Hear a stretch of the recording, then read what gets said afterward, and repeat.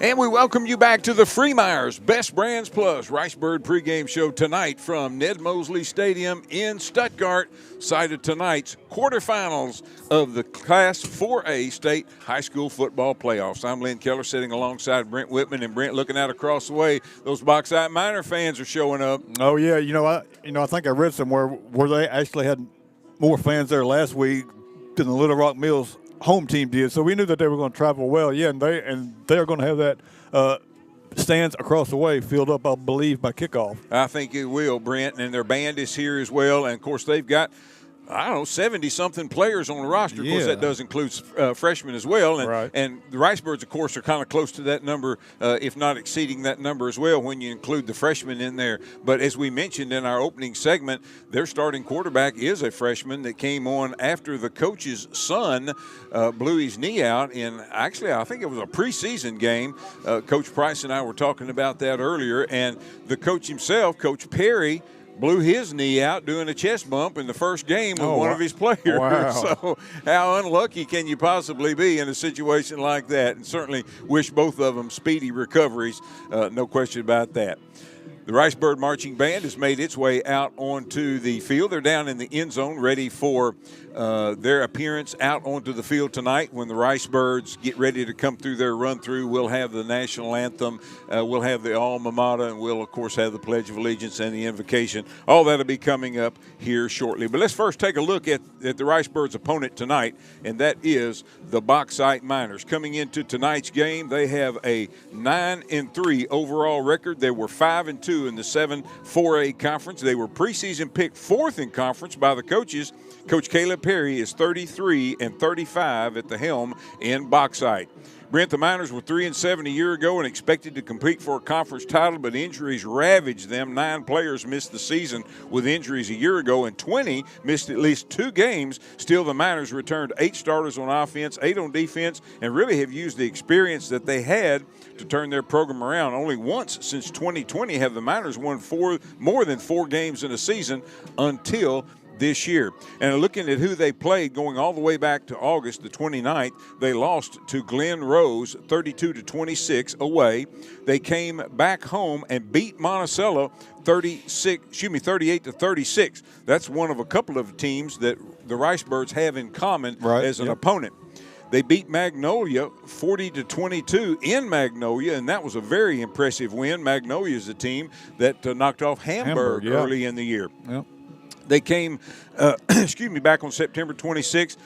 Fountain Lake, they went to Fountain Lake and won 46-39, a close game there. They came back home for the next 2 games. They lost to Arkadelphia 42-21, lost to Nashville 27-12. Then they went on the road and beat Malvern 41-16. Very similar score to what the Ricebirds beat Malvern. Yeah, that's a Malvern team that really, started out a little slow, and then they kind of found their groove, but they kind of tailed off late in the season. They sure did. Back on October 24th, the Bauxite Miners beat Genoa Central 48-0.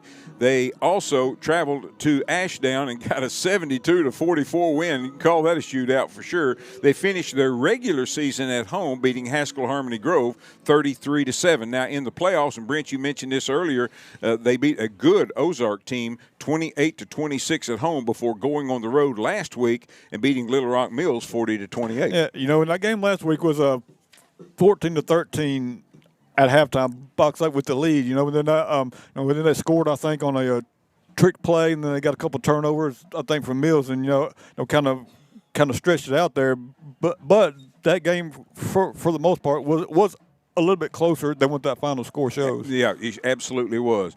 Now, calling the signals for the Miners is a freshman quarterback, Wyatt Foreman. Now, the start of the first year was the coach's son, as we mentioned, Elijah Perry, but he missed most of last year with an injury and has been out all of this season as well. Running back Caden Metzger will be a problem, like many of the backs that we face this season. The Miners will pass sparingly, but are pretty effective and have some fairly tall receivers. Now, up front, senior Evan Goodwin, 6'7", 325 pounds. He anchors the line from the left tackle position. Now, he's a transfer from Pulaski Academy, has had multiple Power 4 offers, including Michigan and Ohio State. Now, that guy gets some attention. Yeah, he is easy to find out there on the field. Yes, I mean, you're not going to miss him.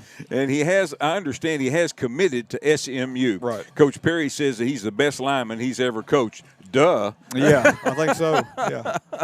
And he obviously impressive as well at right tackle is another guy, sophomore Noah McCammon, 6'3", 310 pounds. Now, he moved up from junior high last year midseason, started as a ninth grader. So, really, their line is anchored by some big old boys that certainly are doing a good job on that line. Absolutely, you know, but we've seen some big lines as well. You know, Monticello and Hamburg, you know, have some very big lines as well. So we've seen that already. No doubt. On defense, senior Bernie Fox, 6'5", 195 pounds, is another D1 college prospect. He was injured in the first quarter of the second game last year, missed the rest of the season, but he's a force on defense, moves around from end to linebacker to safety. Now, Coach Price says this is probably the best team that we face. Now, they may not pass as well as some or run as well as some, but overall, they're probably as good a balanced team as the Ricebirds have faced all year. Yeah. You know, that's kind of hard to prepare for, you know, when you don't have to, just, rely on one thing, stop the run, stop the pass. You know, if they can do it both, that really makes it tough on your defense. All right, we are ready for the pregame activities here at Ned Mosley Stadium in Stuttgart. We've got the invocation, and we'll follow that with the Pledge of Allegiance, and then we'll have the national anthem. So we'll step away, and we'll be back in 5 minutes on the Freemeyer's Best Brands Plus Ricebird pregame show.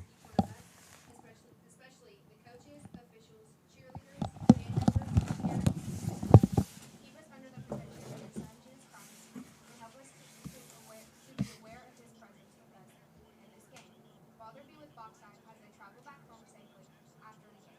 Thank you. Thank you for all the many blessings you have blessed us with. In your name I pray. I pledge allegiance to the flag of the United States of America and to the republic for which it stands, one nation, under God, indivisible, with liberty and justice for all. And now, ladies and gentlemen, the playing of the national anthem tonight by the Stuttgart High School Marching Band, under the direction of Kevin Sherman, Shannon Hutchins, Sarah Schroeder, and under the field direction of drum major Wesley Carter.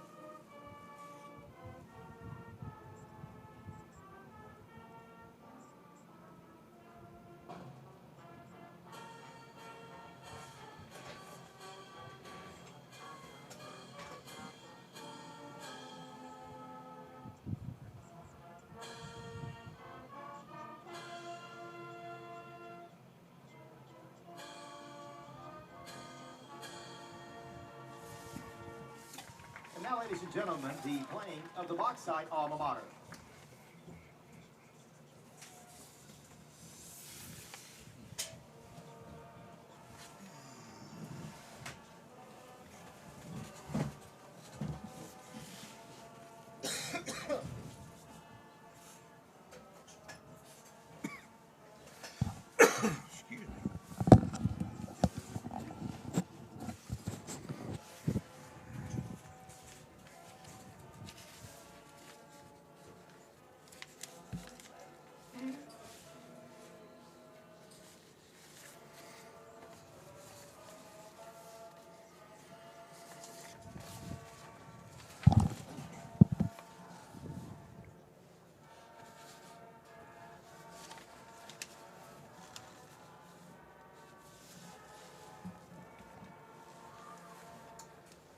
And now, ladies and gentlemen, once again, the Stuttgart High School Marching Band for the playing of the Stuttgart alma mater.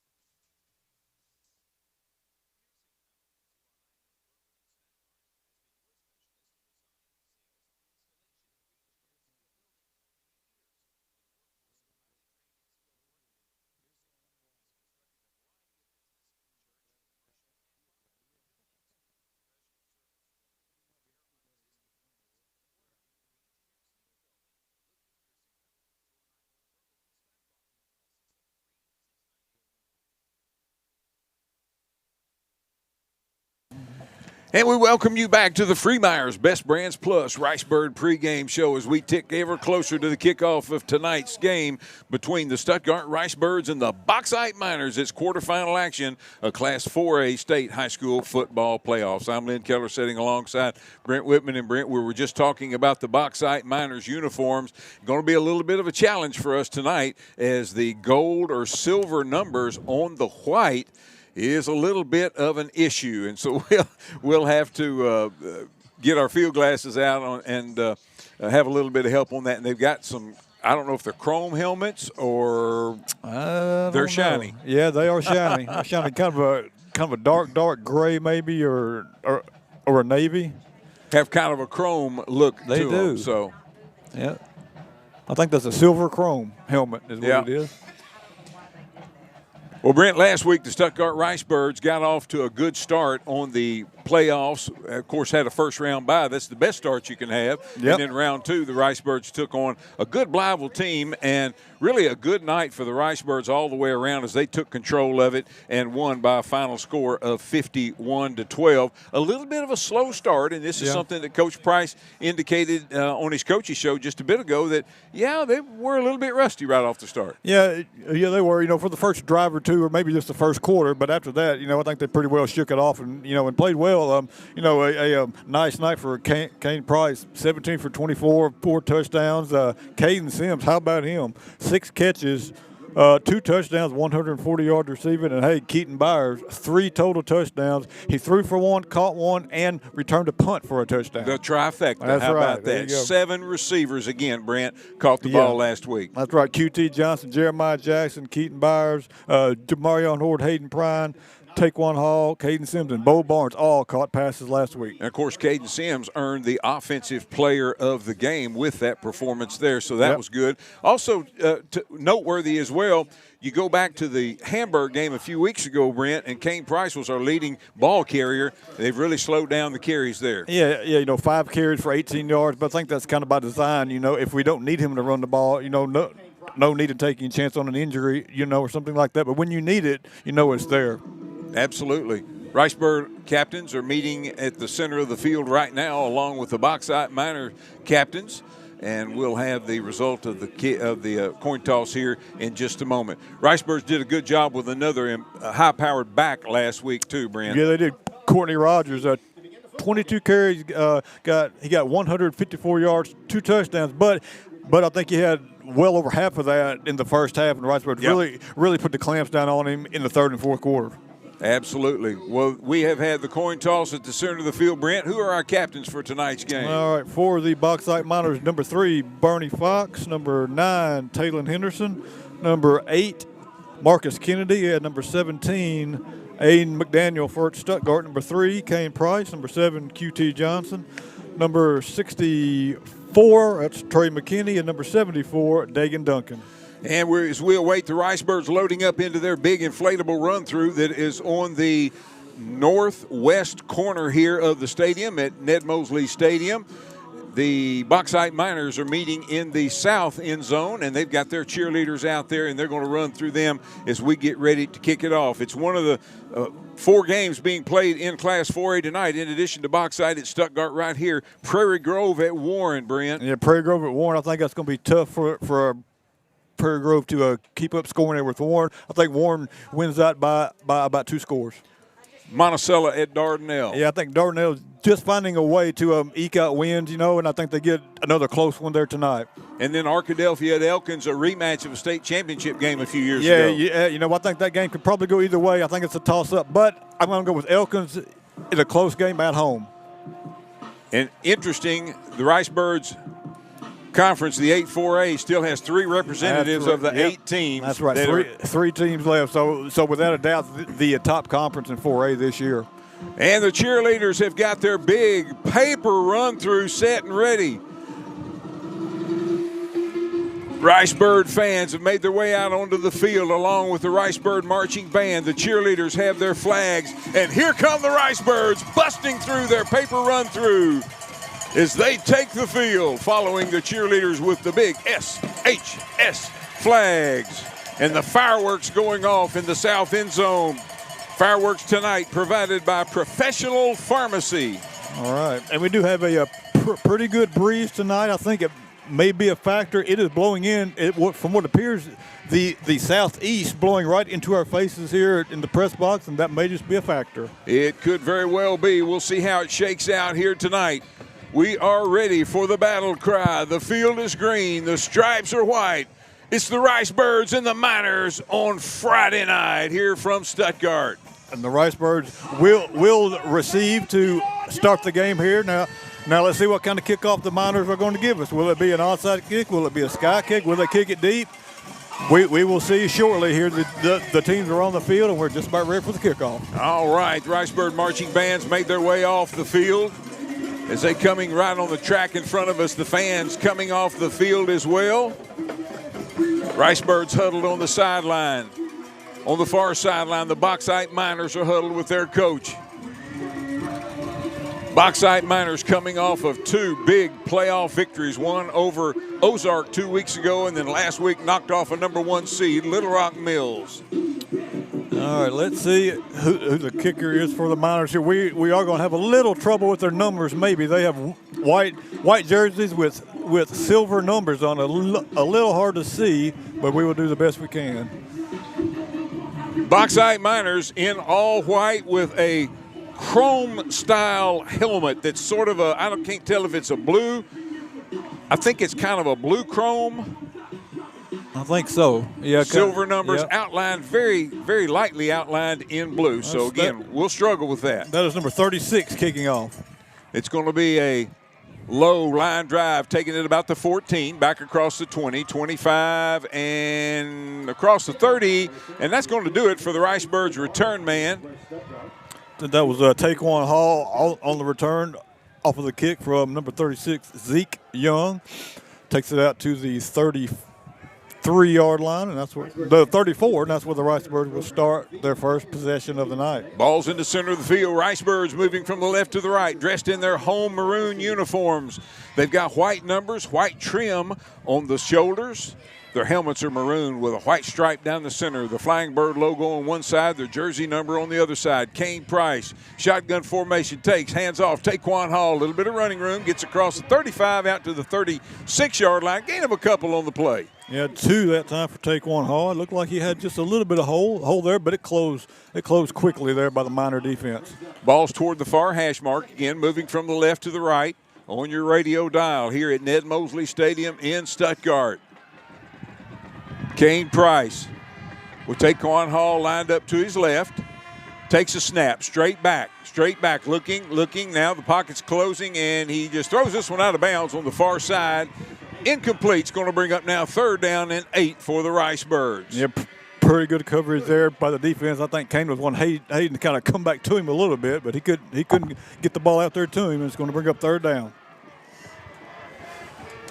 From the 36-yard line of the Rice Birds, moving again from the left to the right. That's from the north to the south towards Lenox here, for those of you familiar with the area. 2 wideouts to the left, 1 to the right. Single back standing to the left to Price, the quarterback. Calls for the ball, takes it straight back. Looking, firing, and into the sidelines. Looked like that one might have floated on him just a little bit, Brent. Yeah, it did. I think you had Hayden Pride open over there for a first down, but the ball just sailed a little high here, and for the first time since the DeWitt game, Hayden Pride is going to punt for the Rice Birds. And you heard that right, folks. He has not punted in weeks.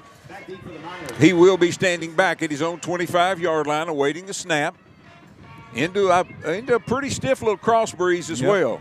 Good snap, gets his foot into it. It's going to be a knuckleball, and I believe you can see the wind catch that one. Yep. It's going to bounce and go out of bounds about the 41-yard line, and that's where the Bauxite Miners will have it for their first possession of the night. Back to receive was Austin Hastings for the Miners, and he watched it go out of bounds.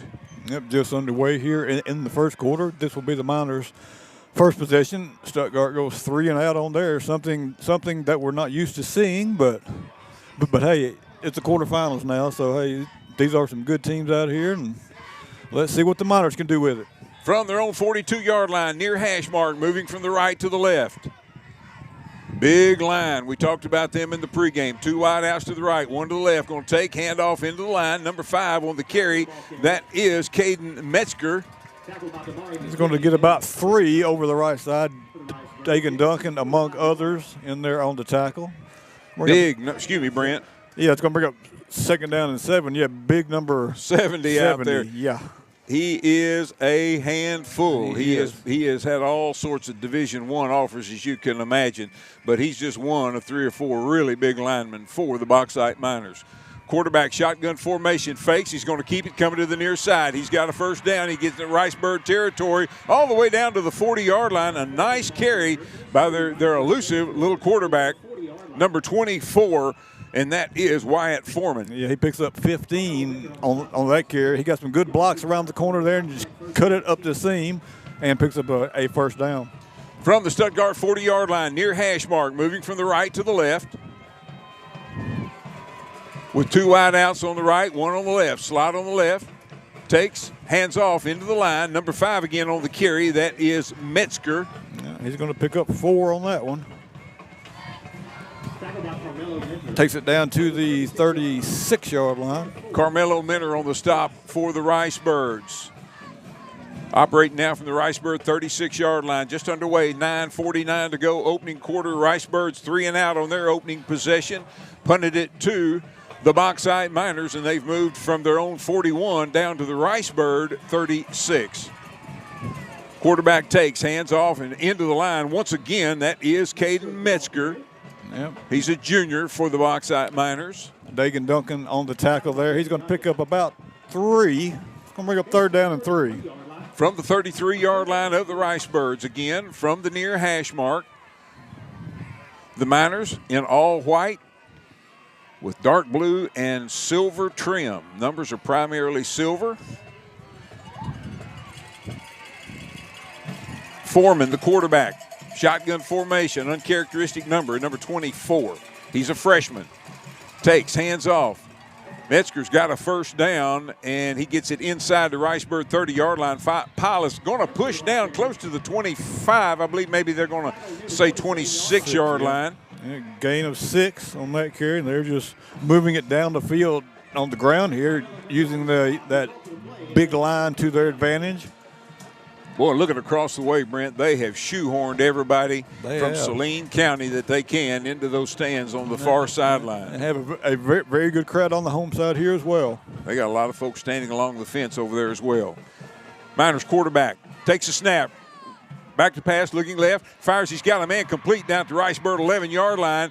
Bird's right there on defense, but completion is going to set the Miners up deep in the Ricebird red zone. It is. That's 16 yards on that throw and catch. I believe that was the number, can't tell if it was 6 or 8 down there. It's kind of hard to see the numbers.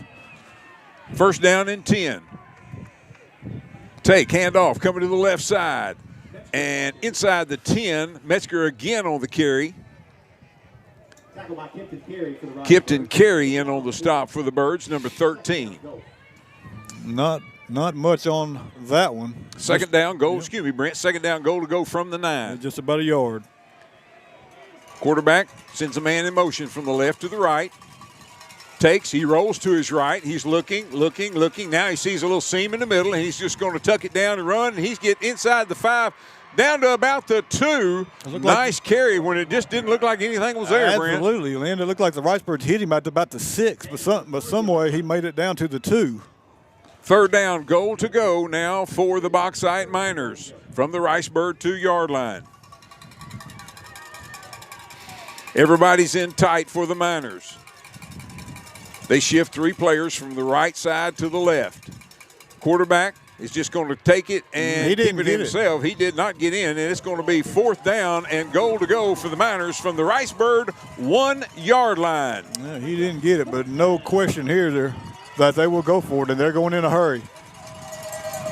I'd run behind big number 70. Yeah. Not going to do it, though. Quarterback's going to keep it wide. Foreman, he's into the end zone. Touchdown, Bauxite. Yep, Wyatt Foreman takes it 1 yard there, and they take it right down the field.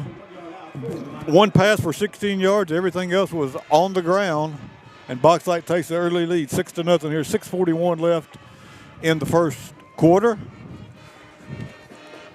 I believe that's 36. Young on for the PAT. Zeke Young, the senior, right foot, soccer-style kicker. Good snap, good hold. Kick is up, and it is good. And the Bauxite Miners lead the Stuttgart Ricebirds early, 7-0, 6:41 to go, opening quarter. Back with more Stuttgart Ricebird football in 30 seconds.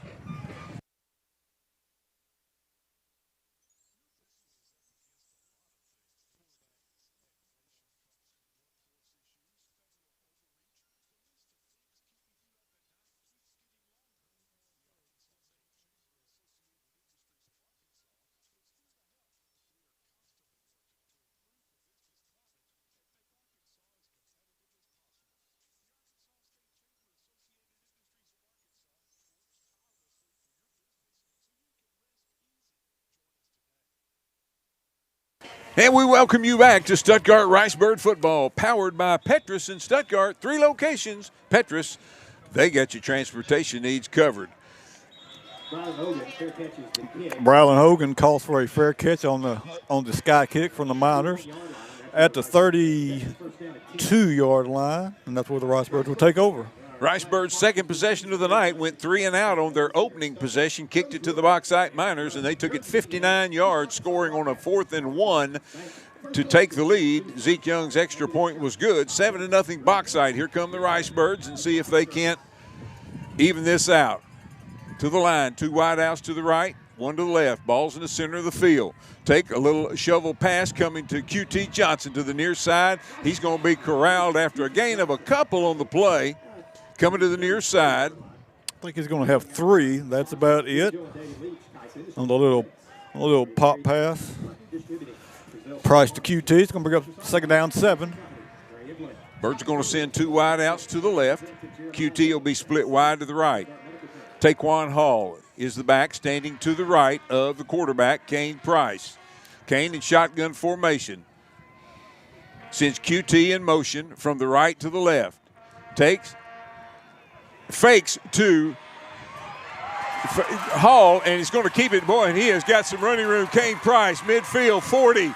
Got a wall of blockers. 30, 20, 15, 10, 5. Is he going to make it in? No, not quite. They're going to get him just at the 1-yard line. Kane Price takes it from his own 34 all the way down to the Bauxite 1. Well, all the way down to the 1. Boy, once he made it through that line, he cut back to the far side, and boy, you said it, he had a wall of blockers there, but boy, he just ran out of room at the 1-yard line. What a fake to Hall as well. Faked me out as well. It was. He held it for a long time. Yes, he did. He ran along beside him there and then finally pulled it out and reversed field completely and got into that secondary. Here come the Ricebirds now. 1st down, goal to go at the 1. Price calls for it, takes, hands off, Hall into the line. Touchdown, Ricebirds! Taquan Hall fights his way into the end zone there. He broke a couple arm tackles and then stayed on his feet, and he makes it into the end zone. Kane Price on the previous play takes it 65 yards down to the 1. And then Taquan Hall takes it the final yard, and the Ricebirds are a PAT away from tying this game up here quickly. 2 plays on that touchdown drive. Dawson McKelvey, left foot soccer-style kicker, is on for the PAT. Out of the hole to Keaton Byers. A low snap, but Keaton gets it up. The ball is up, and it is good, and we are tied at 7. Stuttgart Ricebird football will be back on Country 97.3 FM in 30 seconds.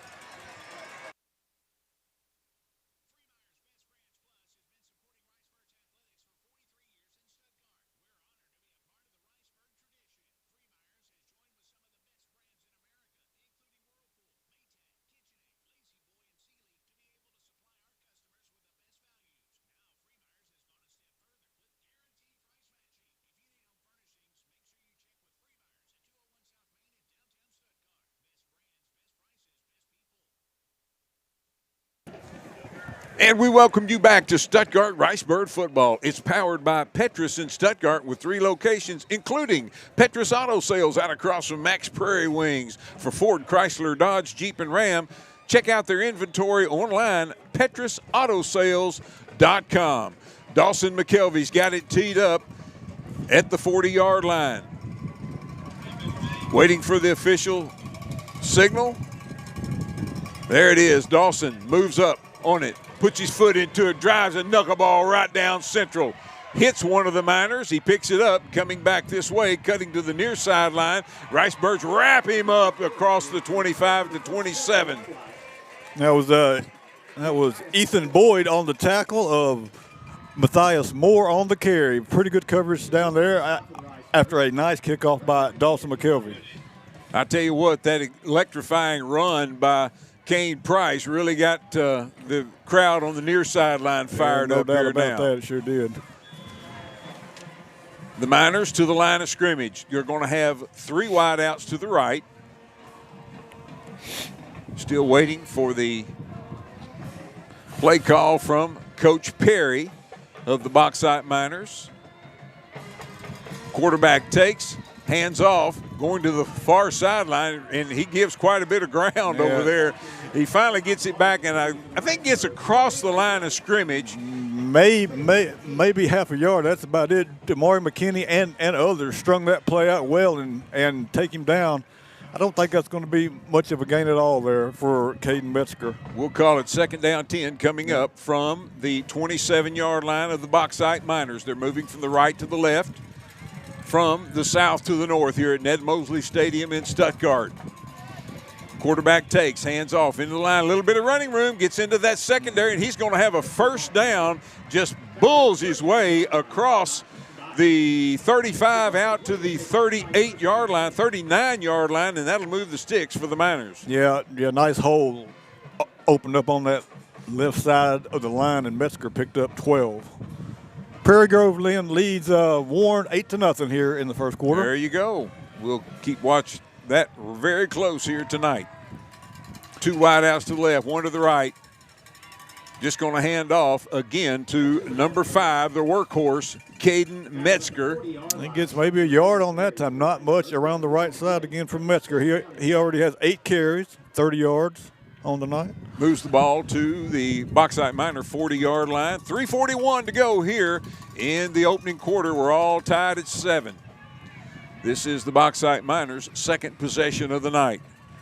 The quarterback calls for the ball, takes, hands off. Metzger coming to the near side. Oh, he runs into a wall. Boy, he did that time. I mean, a wall of maroon Ricebirds. All right, Keaton Byers was there. Kipton Carey, Damari McKinney as well. He's going to pick up maybe 1 yard, and that's it. We're going to bring up third down. Dagan Duncan in there for the Birds. Big third down coming up here for the Ricebird defense. See if they can't stop these Bauxite Miners and get them off the field. 2 wideouts to the right, 1 to the left, single back, standing to the right of the quarterback. Foreman takes a snap, rolling to his right. He's looking, he fires, and he's got a man complete into Ricebird territory, and that's going to be good enough for a Miner first down. Yeah, number 6 again. Yeah, on that catch, he's going to get 12. He didn't get any yards after the catch at all. He was stuck pretty hard, but he held on to it. Cash Robinson is number 6 for the Miners. Quickly hand off Metzger over the right side. And we talked about in the pregame, Brent, got to wrap up on him, and that he is proof of that here tonight. Yeah, he gets 3 on first down there, and the Miners are doing exactly what they wanted to do here, picking up some yardage, picking up first downs, and running that clock. We're at 2:18 in the first quarter. Move the ball down to the Ricebird 43-yard line. Second down and 7. Bauxite Miners out of the 7-4A conference coming into tonight's game with a 9-3 overall record, coming off of 2 big playoff wins the last 2 weeks. Foreman fires out in the flats, got a man complete, breaks 1 tackle, and going to be pushed out of bounds here on the near sideline after a short gain. Knox Hillman over there for the Ricebirds, Damari McKinney, Bo Barnes, Keaton Byers, excuse me, Brent. Yeah, gain of only 2 on that catch. That was number 2, Bryce Beard, and it's going to bring up third down and a long 5. From the Ricebird 42-yard line. Third down, a long 6. Look at this receiver package on the near side, Brent. They've got 3 of them. Foreman is going to keep it himself. Boy, and I tell you, very, very elusive. He's not going to have a first down, but he's going to have a very manageable fourth down coming up. Yeah, fourth down and maybe a yard and a half. Foreman's going to pick up about 4. Minute 37 to go here in the opening quarter. We're tied at 7. Bauxite Miners and Stuttgart Ricebirds quarterfinal state playoff action. Yeah, fourth down and about 2 About now. 2 yards. Yeah, it's where they're going to have the ball set. From the Ricebird 37-yard line. Look like they've got a little heavy package in on the right side. Foreman takes. Now he's going to go straight back, looking to pass. He's got some running room on the near side. Goodness gracious, 30, 25. Finally going to be brought down on the near side. Knox Hillman gets him out of bounds. Brent, I thought for all the world the pocket was going to collapse around him. We might get him for a loss. Yeah, nobody over here on the near side, though, and Foreman just tucked and ran. He didn't have anybody open downfield at all. Good coverage, but, boy, he picks up a big first down. The freshman, Wyatt Foreman.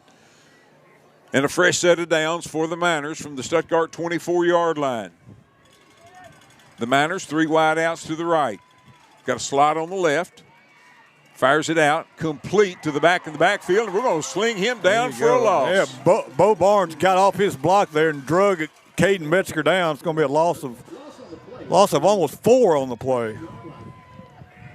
Working from behind the sticks now, the Bauxite Miners. There we go. Great play for the Ricebird defense. 20 seconds, 19, 18 in the first quarter. It has gone by quick. Well, absolutely. This is a quick first quarter, and they're not going to snap it here.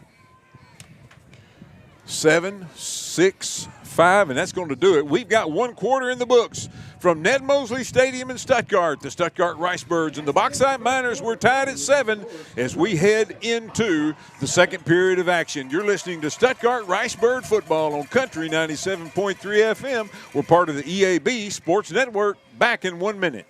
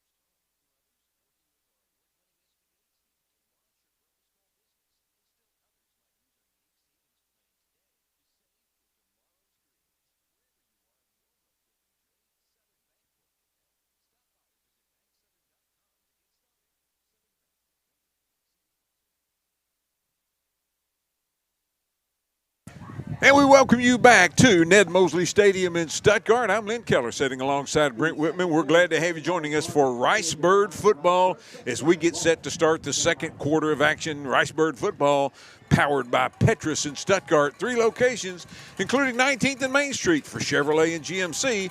Check them out online at petrusgm.com. Here come the Bauxite Miners working from behind the sticks. 2nd and 14. The quarterback wide. Foreman keeps the ball. He gets inside the 20, and now we've got a penalty marker coming in.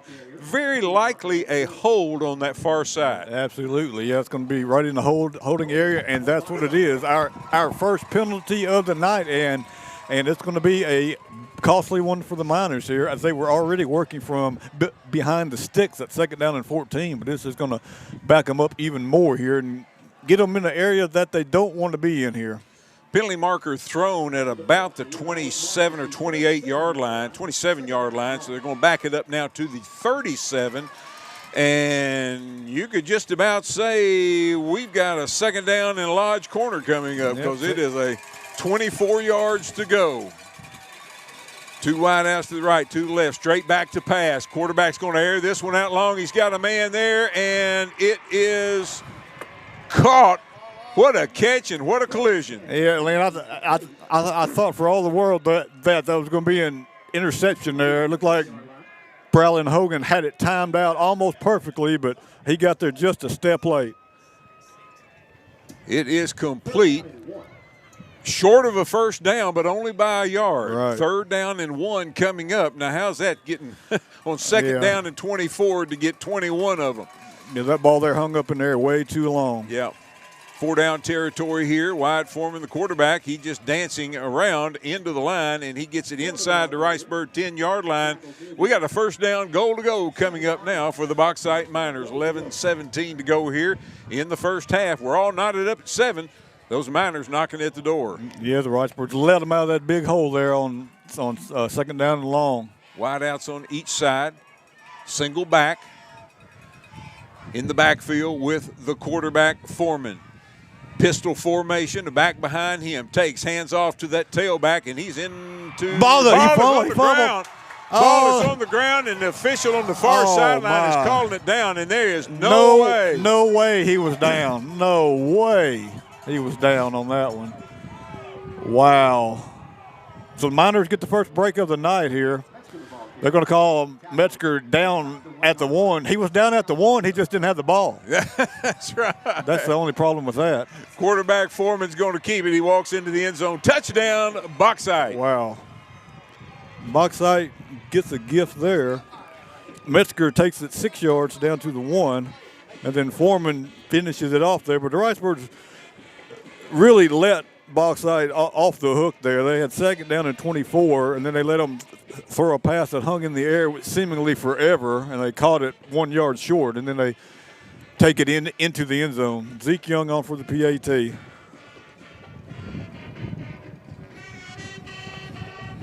High snap, Yep. Good hold, kick is up, and it is good. And the Bauxite Miners regain the lead over the Stuttgart Ricebirds, 14-7. Back with more Stuttgart Ricebird football in 30 seconds.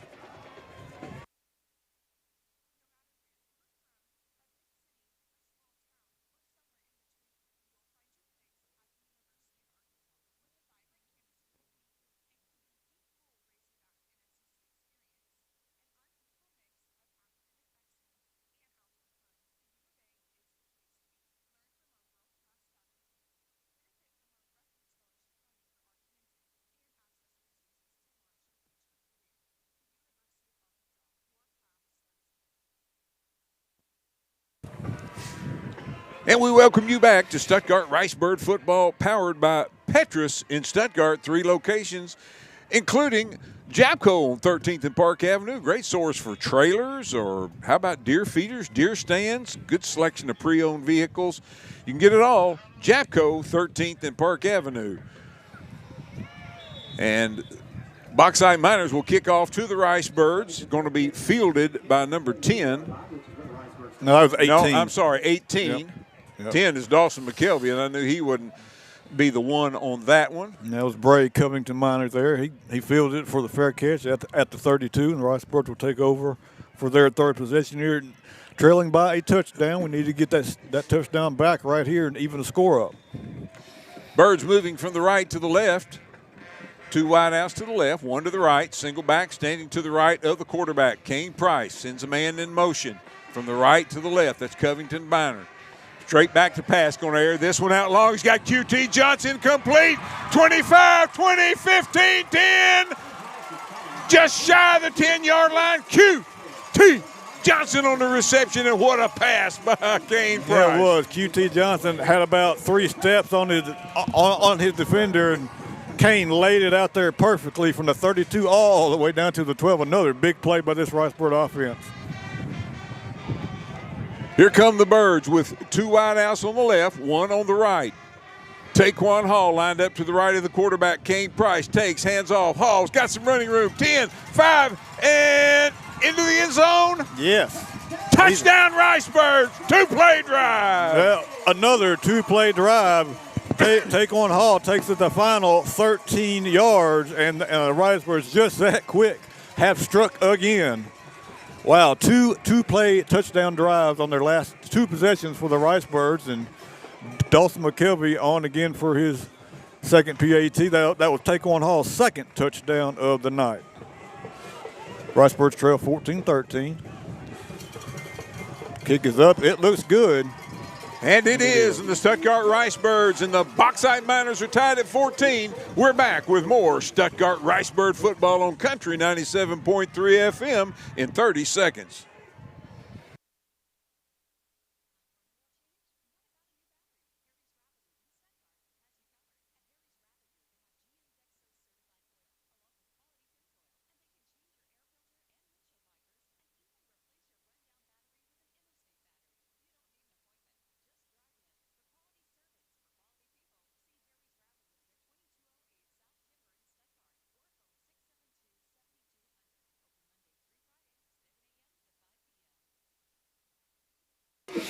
And we welcome you back to Ned Mosley Stadium in Stuttgart. I'm Lynn Keller sitting alongside Brent Whitman, and we're glad to have you join us for quarterfinal state playoff action. The Stuttgart Ricebirds and the Bauxite Miners are tied at 14. We've got 9:51 to go here in the first half. Dawson McKelvey has it teed up, puts his foot into it, end over ender.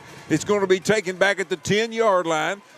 Coming back across the field to the 15, the 20, and the Ricebirds converge over there. Actually going to be a little shy of the 20-yard line. They're going to say forward progress to the 19. Yeah, that was number 0, Austin Hastings. Boy, he ran a long ways there for only about a 5-yard gain. He tried to bring it all the way across the field, but great coverage by the Ricebirds special teams. Takes him down deep in Bauxite territory here. Yeah, we're starting field position for the Miners tonight. Of course, it's just their third possession of the night, too. That's right.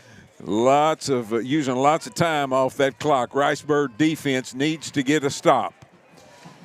Here come the Miners with 2 wide outs to the right, 1 to the left. Got a slot on the left. Takes hands off. Metzger gets tripped up as he crosses the 20. And it's going to roll forward to about the 22-yard line. I'm going to have 4 on that possession. Already the 12th carry from Metzger. He has 44 yards tonight.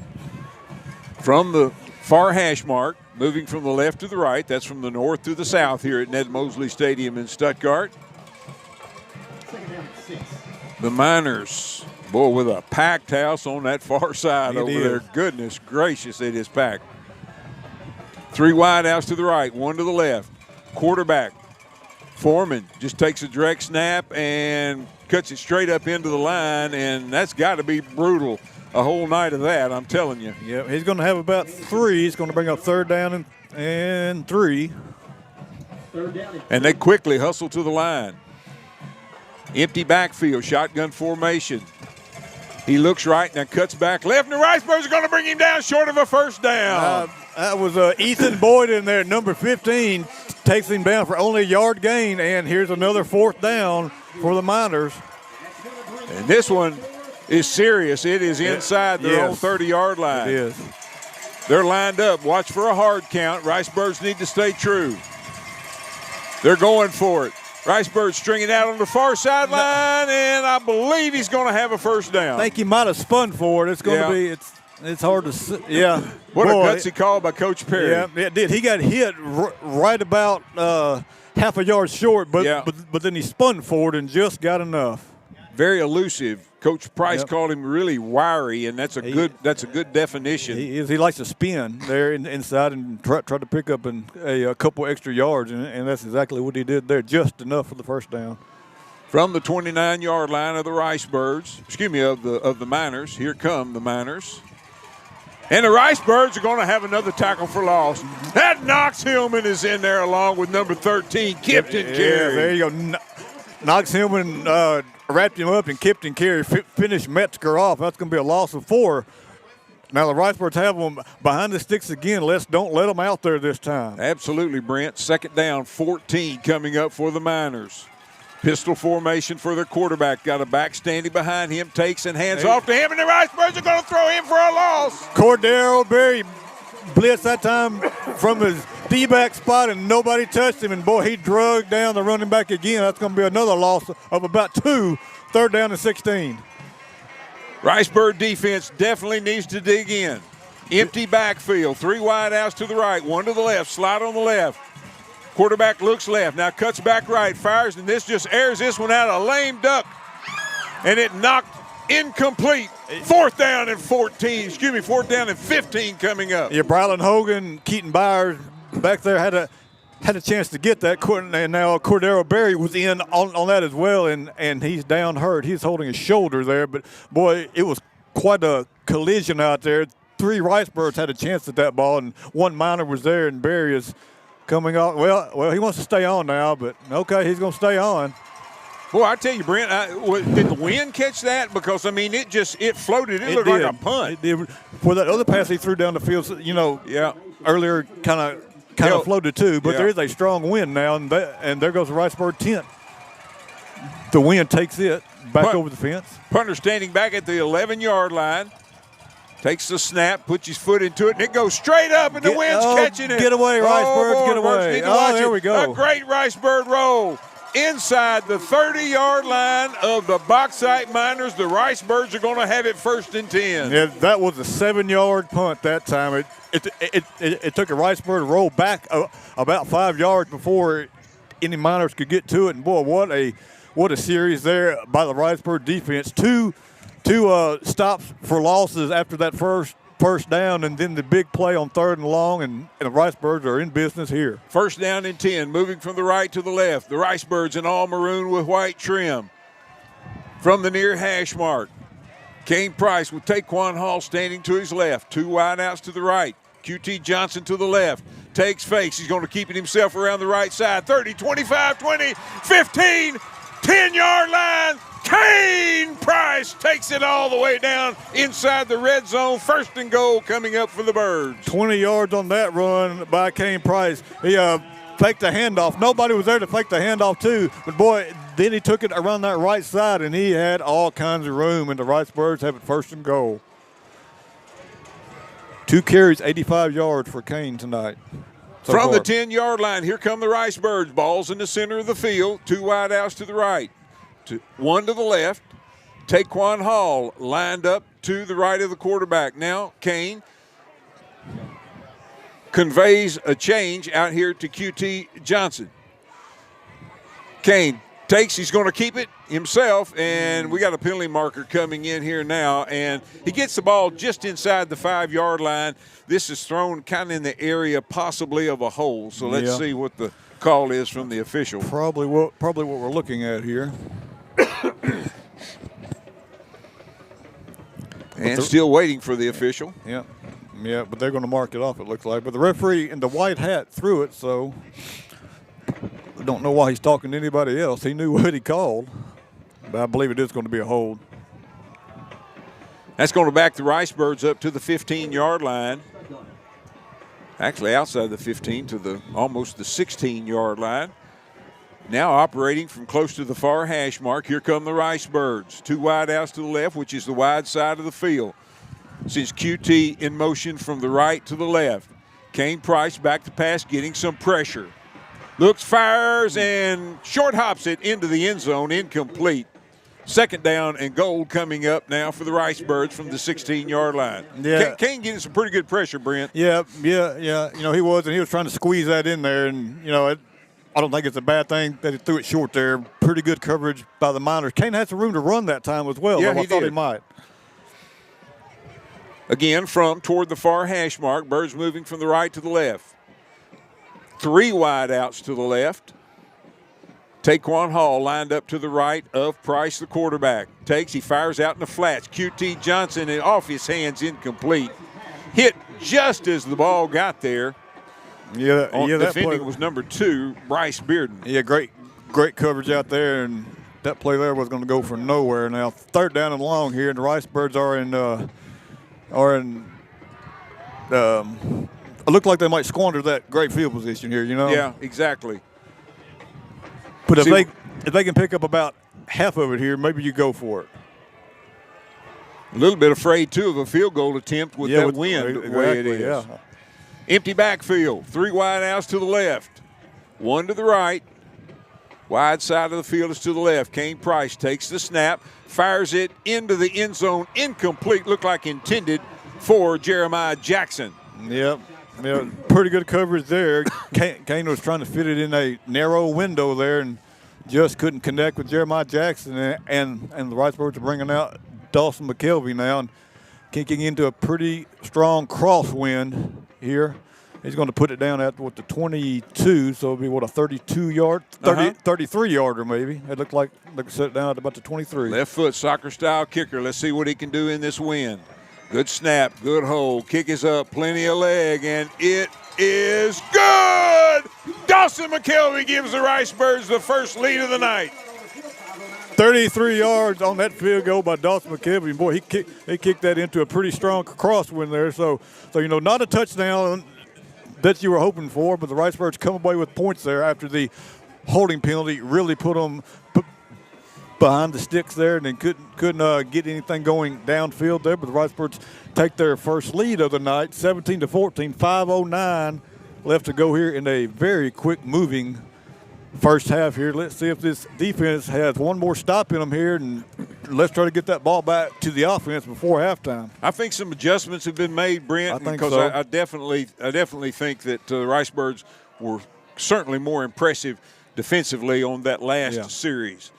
Dawson McKelvey, who just made that 33-yard field goal, has it teed up. Met Dawson's uncle from Dayton, Ohio, came into the press box to say hi to me this evening. I really appreciated that. Nice Says he kick. listens every week. Dawson's kick is going to be fielded at the 5, back across the 15, the 20, and about a little short of the 30-yard line, I believe, is where the Bauxite Miners will have it, first down and 10. Yeah, they're going to give him the 30, I believe, Yeah. and it's going to be right there. I believe that was Austin Hastings again, number 0 for the Miners. Takes it out a little further than what he did last time. He gets it out to the 30. We got even 5 minutes to go here in the first half. The Ricebirds have just taken their first lead of the night. They lead 17-14. Here come the Miners to the line of scrimmage. They're going to have 2 wideouts to the left, 1 to the right. They're still looking for the play call from the coaches on the far side. Quarterback, untraditional number, Wyatt Foreman, number 24. Oh, and running room right up the middle, breaking into the secondary across midfield, and finally Dagan Duncan gets over there and wrestles down Caden Metzger. Big gain for the Bauxite Miners. Yeah, breaking 2 or 3 tackles, two or three arm tackles that time. Metzger, strong running, gets it down to the 44. 26 yards.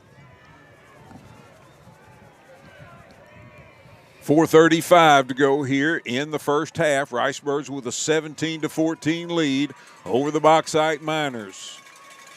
Miners number 3 seed out of the 7-4A conference, heading into the playoffs this season.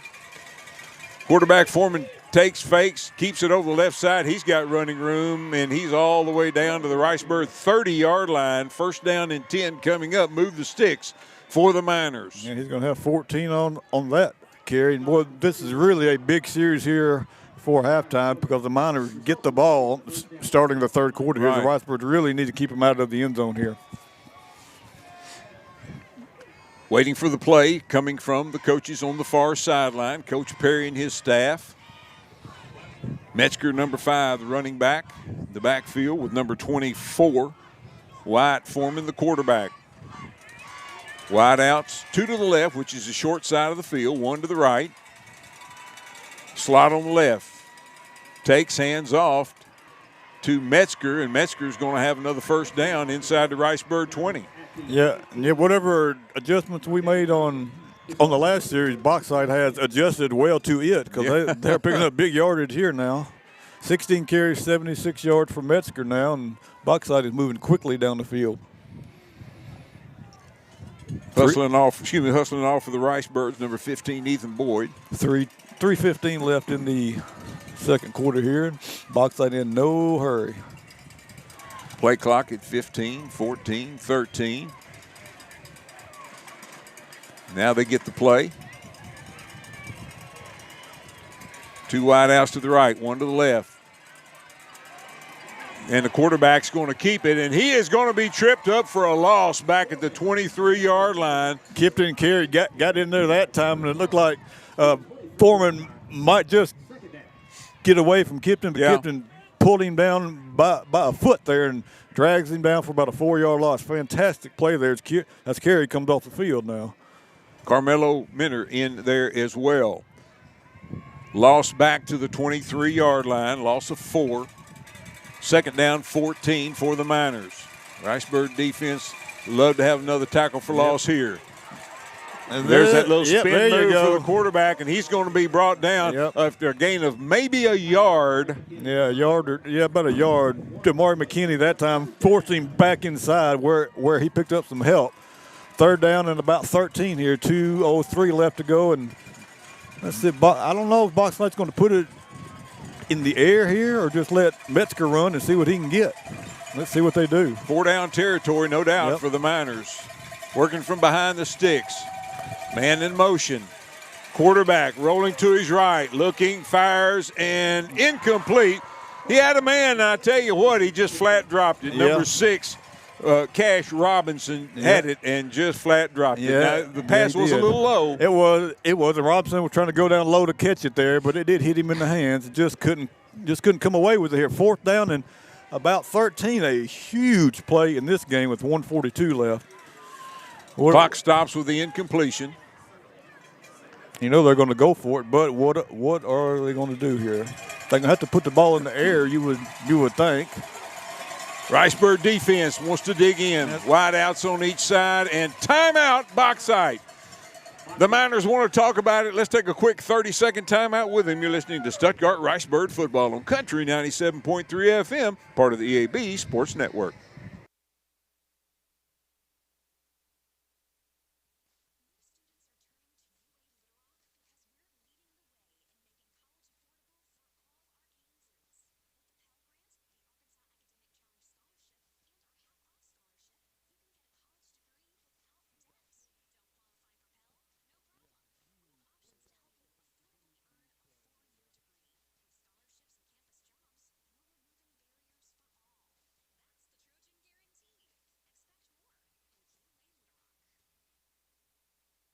And we welcome you back to Stuttgart Ricebird Football, powered by Petrus in Stuttgart with their 3 locations. Petrus, they've got your transportation needs on the Grand Prairie covered. Here is the play of the game so far. 4th down and 13 for the Bauxite Miners from the Stuttgart 22-yard line. 4 wide outs to the right. Quarterback with an empty backfield. He's going to air this one out long. Ricebirds are there and batted down, incomplete. The Birds will take over on down. Boy, phenomenal coverage that time by Brylan Hogan. He was inside of the receiver all the way there, read that football and batted it down. It was just a one-on-one kind of a fade pattern there, and Hogan was all over in the big stop by the Ricebird defense. 1:38 left, and the Birds have all 3 timeouts. Whoa, what a defensive series there for the Ricebirds. Absolutely. One of those bend but not break series. That's because right. I'm telling you, Bauxite just marched it right down to the red zone, and then the Ricebirds stiffened. Here come the Birds. 2 wide outs to the left. Kane Price to pass, back to pass. Looks, he dumps it off. Got a man completed to 20, 25, 30, 35, 40, 45, 40, and it is down at the 40. Well, they're going to mark him at the 40-yard line. Taquan Hall takes the screen pass from Kane Price, and it's a big gainer all the way down to the Bauxite 40. Oh, my goodness. 1:22 to go. Clock moving here in the first half. 38 yards on that screen pass, a big play. 3 wide outs to the right. Ball's in the center of the field. Man in motion from the left to the right. Take, handoff. Thomas turns the corner and fumbles the ball. I think it got out of bounds. Woo! It just got out of bounds. A lucky break for the Ricebirds there, as there were some Miners diving on it there on the sideline, but it just got out of bounds. Wow. Jeremiah Thomas on the carry. He's going to have 2, but the Ricebirds do retain possession on the fumble. That goes out of bounds. 52 seconds to go here in the first half. Officials are talking on the far side. Oh, they marked it back? Why did they mark it back? Marked it back at the 41-yard line. What's that all about? I have it there, but now the down. Yeah, I think they marked it down marker, and the referees are standing 2 yards down the field. I don't understand that at all. I guess that's where the ball went out of bounds. I didn't think it went that far back. I didn't think it did, but that's what they're saying. Okay. They still haven't changed the yard marker. No, they haven't. It's still down at about the 37. It looks like it's going to be 2nd down and 11. But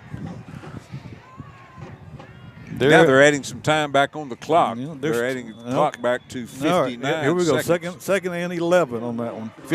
They added 7 seconds back on the clock.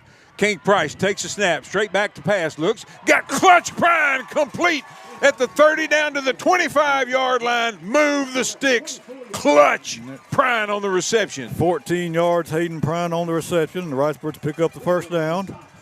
54 seconds left, and the clock restarts now that the chains are set. 3 wideouts to the right, 1 to the left. Kane takes a snap. He just tucks it, tries to get the corner, and gets out of bounds at about the 20-yard line with 42 seconds to go. Yeah, smart play there. He picks up 4 yards, but he stops the clock, and the Ricebirds retain all 3 timeouts here. Big 42 seconds left coming up here for both teams. Ricebirds would love to extend that lead. Well, wouldn't it be great to get a 2-score lead going into the half? Absolutely. Because, you know, as you mentioned, Brent, Bauxite will get the ball first in the second half. Pistol formation, now back to pass, getting some pressure and just dumps it on the far sideline in the general vicinity there of Jamarion Horde, number 4 for the Ricebirds. But, boy, coming like a house of fire were the Bauxite Miners after Kane. Yeah, heavy pressure that time from the right side of that Miners line. It's going to bring up 3rd down and 7 for the Ricebirds. 38 seconds. From the far hash mark, 3 wideouts to the left, 1 to the right, and timeout, Bauxite. Bauxite Miners want a timeout. Let's take a quick 30-second timeout with them. You're listening to Stuttgart Ricebird Football on Country 97.3 FM, part of the EAB Sports Network.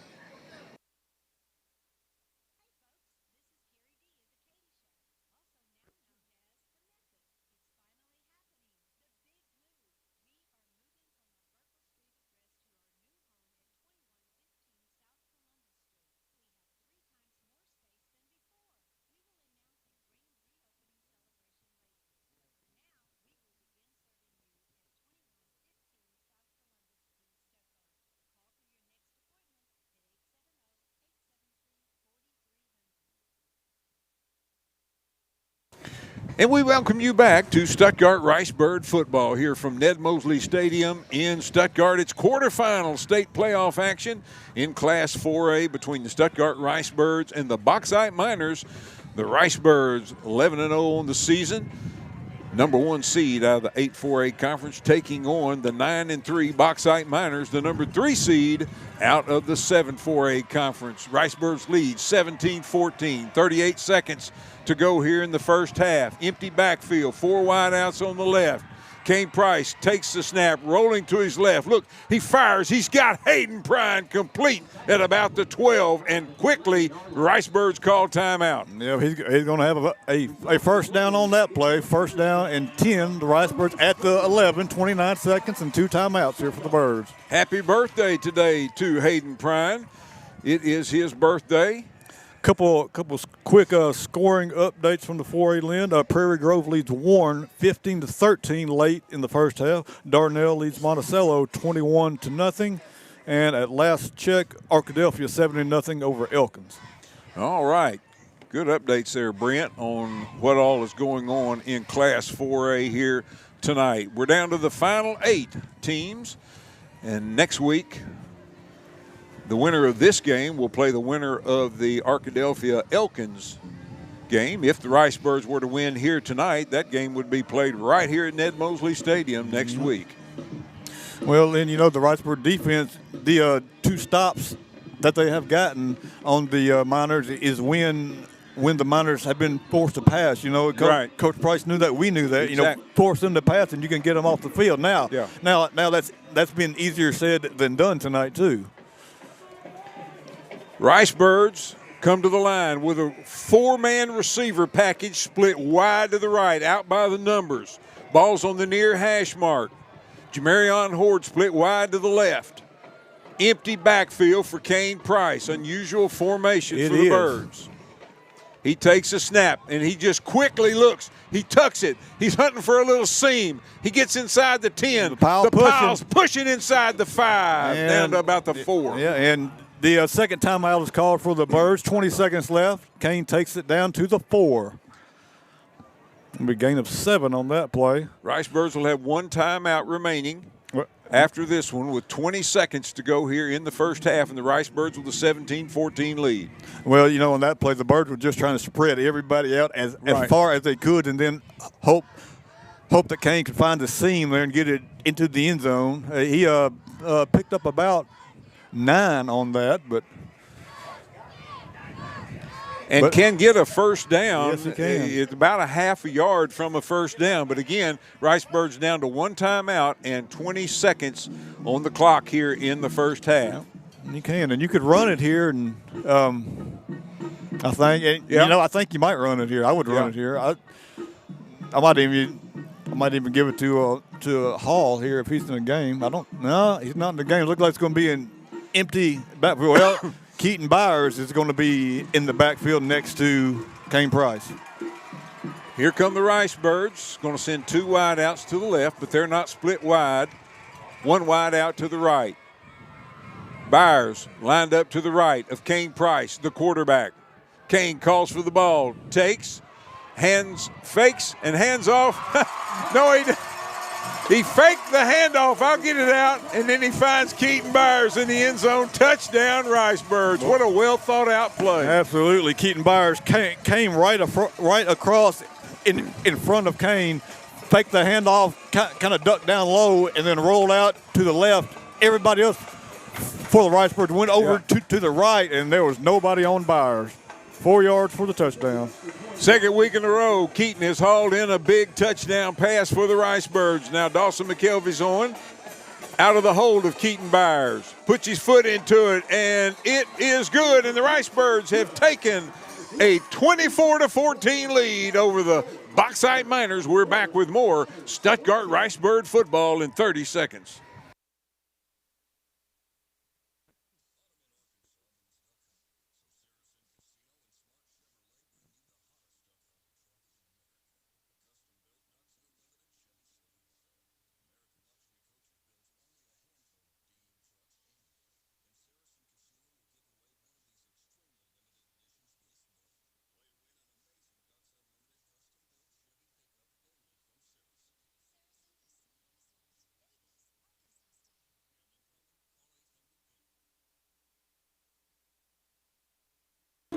And we welcome you back to Stuttgart Ricebird football, powered by Petrus in Stuttgart. Petrus, they got your transportation needs on the Grand Prairie covered. Dawson McKelvey moves up, puts his foot into an end-over-end kick. It's going to be taken back at about the 6-yard line, back across the 10, 15, 20, out across the 25, and the Miners will have it first down and 10 from about their own 28-yard line with 8 seconds to go here in the first half. Great coverage again by the Ricebird special teams, keeping the Miners inside their own 30 here. Yeah, eight seconds left. The Miners not really a big play passing-wise team here, but the Ricebirds just need to keep them out of the end zone here for maybe one or two plays. Let's get them down to the ground, and we'll take it into halftime with the 24-14 lead, hopefully. And they have 1 timeout as well, waiting to get their play from the coach on the far sideline.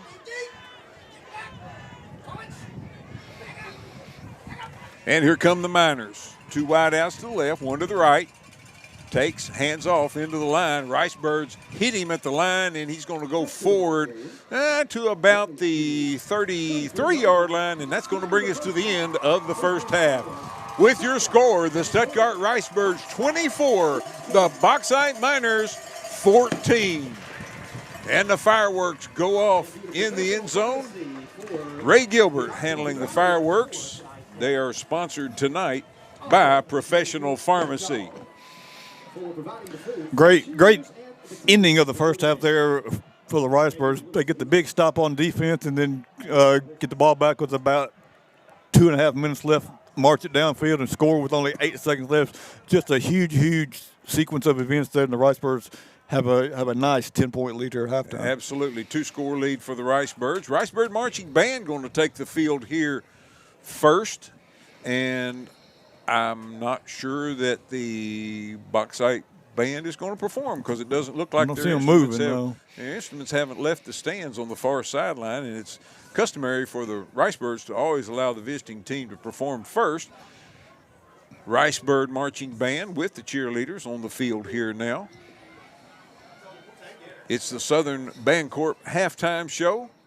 Southern Bancorp, wealth builders for everyone, locations in Stuttgart and DeWitt and all over the state. We appreciate their sponsor of the halftime show.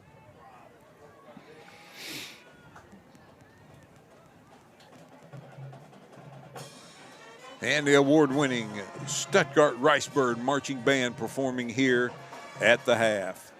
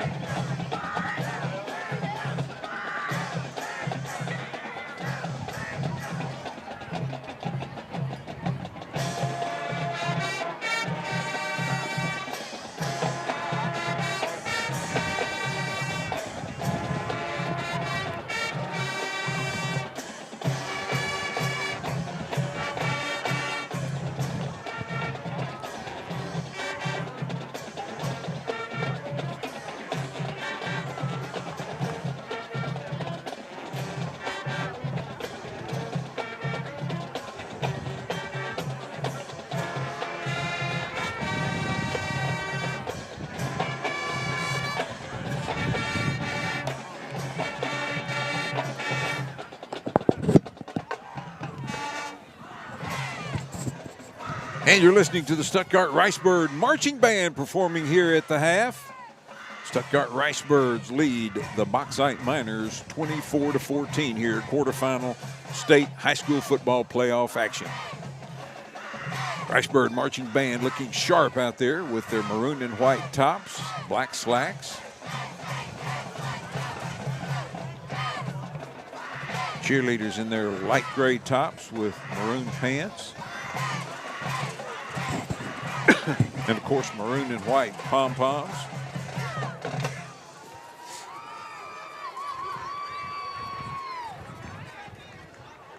Ricebird Band performed this morning at 8:45 at the stage in downtown Stuttgart. Of course, the Wings Over the Prairie Festival is underway downtown. And that big pep rally drew a big crowd this morning at about 8:45. Band performing, cheerleaders performing, football team was there, coaches and all. It was really a great time this morning. After which, the Ricebird football team and cheerleaders were treated to breakfast at Candace and Brett Prine's house. And then later on today, the pregame meal was provided by Big Dog's Mentoring Program. Appreciate all the support from the community, from individuals and businesses and all for the Ricebirds. Not only this year, but every year.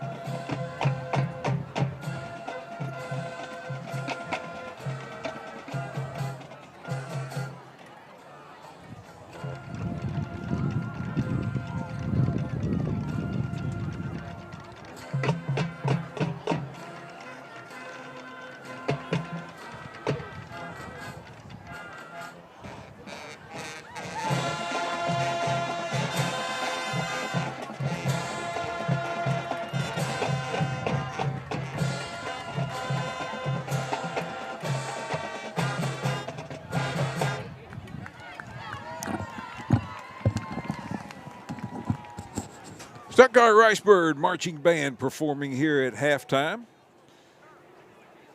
under the direction of Mr. Kevin Sherman, Miss Shannon Hudgens, Sarah Schroeder. And they're performing some of their favorites And, of course, they'll wrap up with the fight song here shortly.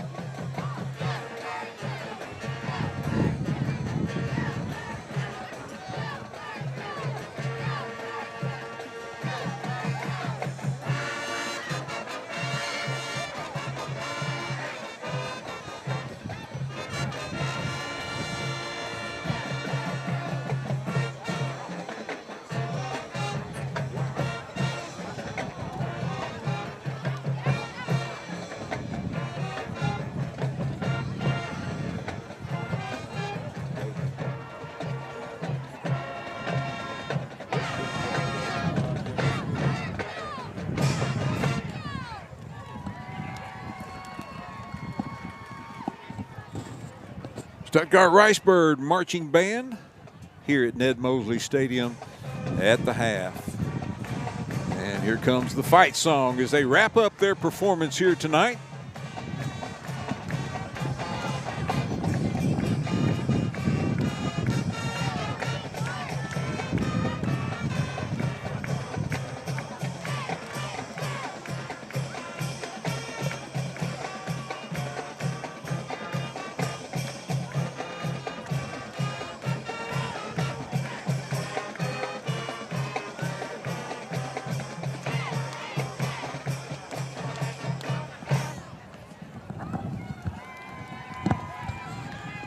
And the Ricebird Band gets a nice round of applause from both sides of the stadium here tonight as they make their way off. We will continue on the Southern Bancorp halftime show. We'll take a break. We come back, Brent Whitman will have our halftime stats, and we'll try to get you some update on the other scores around the state that pertain to the Ricebirds in Class 4A. We'll take a break. We'll be back in 6 minutes on the Southern Bancorp halftime show.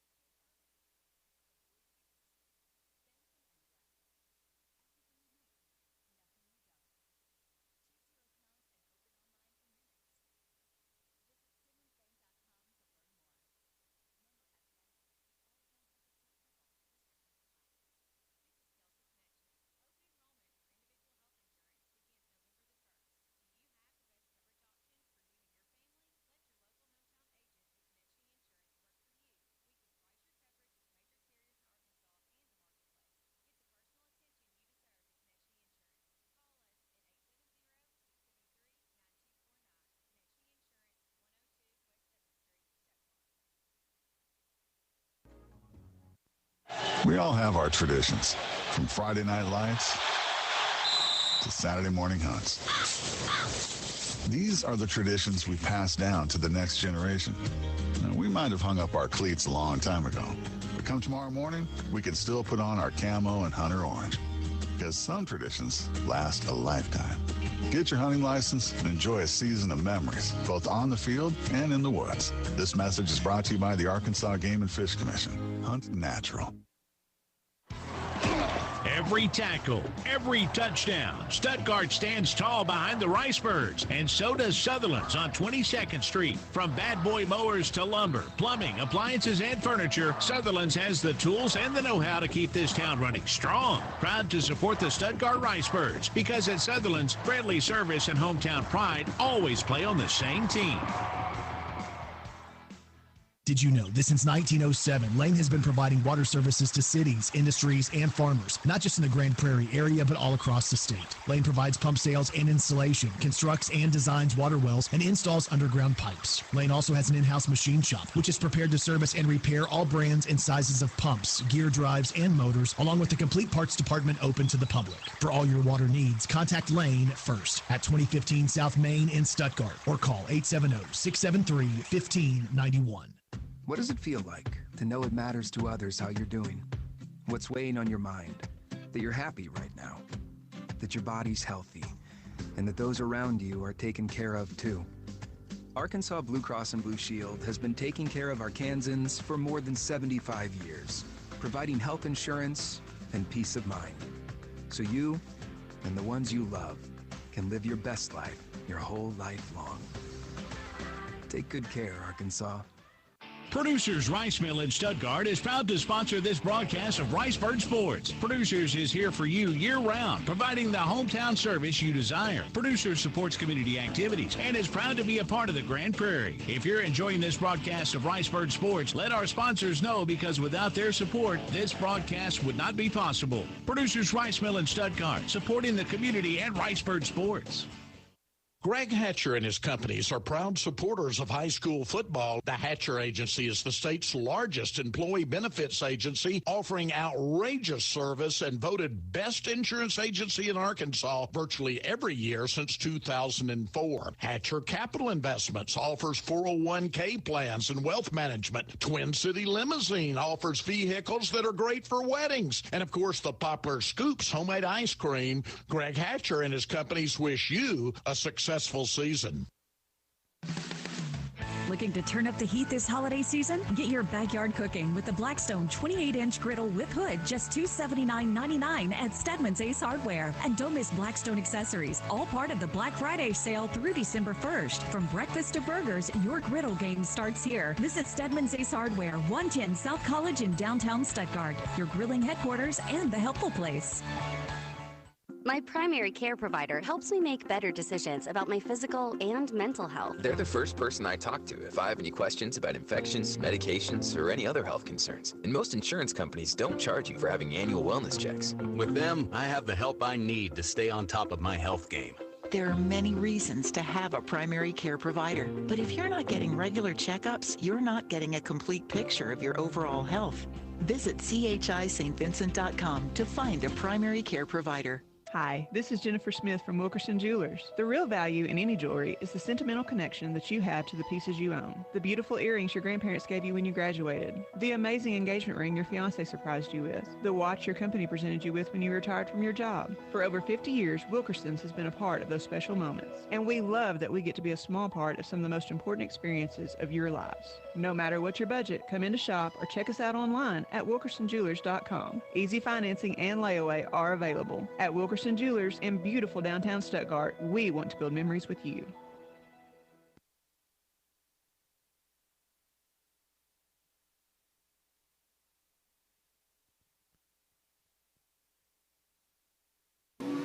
And we welcome you back to the Southern Bancorp Halftime Show, coming to you tonight from the press box at Ned Mosley Stadium on the campus of Stuttgart High School in Stuttgart, Arkansas. And tonight is this is the site of Class 4A quarterfinal football action in the state playoffs. The Stuttgart Ricebirds lead the Bauxite Miners 24-14 here at the half. I'm Lynn Keller sitting alongside Brent Whitman, and Brent Whitman has our first half stats for us. I sure do. All right. Starting off for the Bauxite Miners, they are led on the ground by Caden Metzger, number 5. He has 17 carries for 81 yards. Caden has not found the end zone yet tonight, though both of the Bauxite touchdowns have gone to quarterback Wyatt Foreman, both 1-yard carries on the ground. The quarterback Foreman has 14 carries for 64 yards tonight. Through the air, Foreman is 5 out of 7 for 49 yards. They are led receiving by Cash Robinson. He has 3 catches for 51 yards, 145 on the ground, 49 through the air, 194 total yards for the Miners in the first half. The Rice Birds are led on the ground by Kane Price. He has 4 carries for 99 yards, including that big 65-yard first quarter run that took us all the way down to the 1.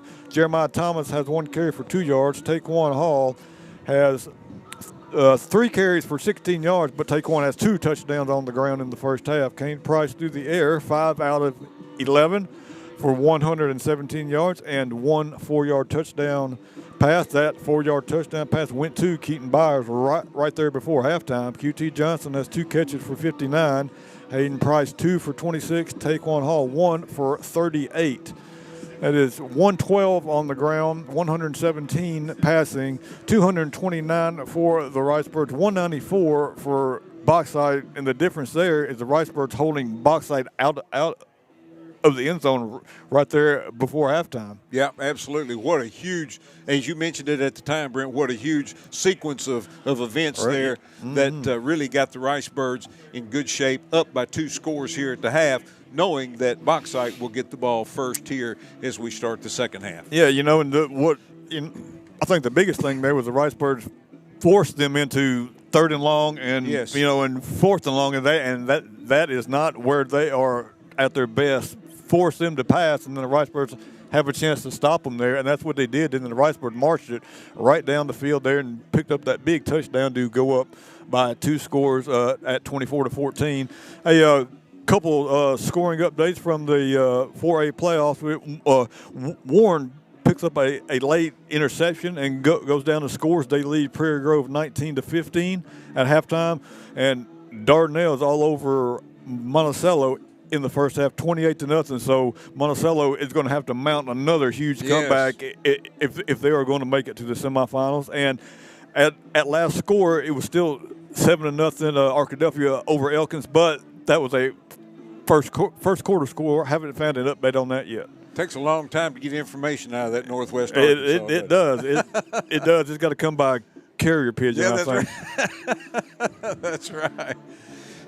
Excuse me. Brent, a little bit surprised at that Monticello Dardanelle score. Yeah, well, another update here. It's a 28-7 now, almost halftime. But, I thought Monticello might be able to run the ball some and, stay up with them at least for, a half or 3 quarters maybe, and then just kind of run out of gas. But, no, it's been all Dardanelle so far. And here is a halftime score from up there in Northwest Arkansas. Arkadelphia leads Elkins 7-6, and I think that's kind of what everybody thought it was going to be, a low-scoring defensive game, and it could go either way, and it still can go either way. Yep, no question about that. The winner of that will play the winner of this game here. We see the Stuttgart Rice Birds making their way out of the locker room, and here come the Bauxite Miners out of their locker room as well.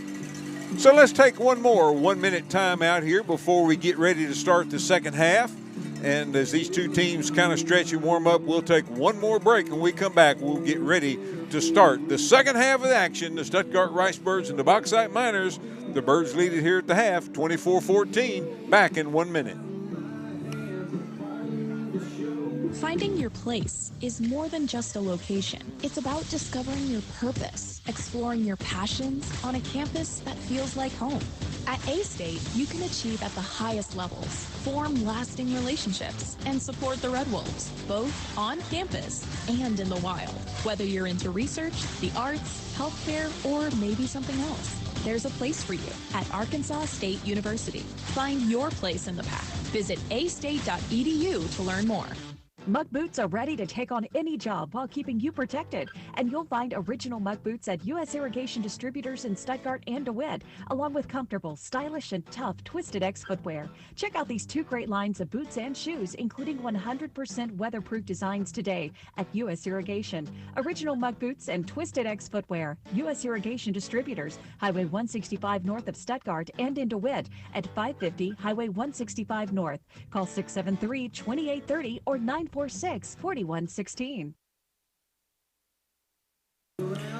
And we welcome you back to the Southern Bancorp halftime show. They put a couple of minutes back on the clock here to let the teams continue to warm up and warm up they need to do because it's pretty chilly out there tonight, no doubt about that. Yes, it is. And you know, we just had a nice visit up here from former Miss Arkansas, your daughter, Corey Keller, former Stuttgart Riceboro cheerleader, soccer star, among other things, and also former Stuttgart Riceboro broadcaster as well. She's done a couple of games when I've been out as well. So glad to see her back here in her old stomping grounds tonight. And what a crowd we have here tonight! Great crowd on the home side, and 100% capacity, I believe, on the far side there as well. I guarantee you. Now, I've always been impressed with the DeWitt crowd when they show up. But they don't have anything on that Bauxite crowd. No, they don't.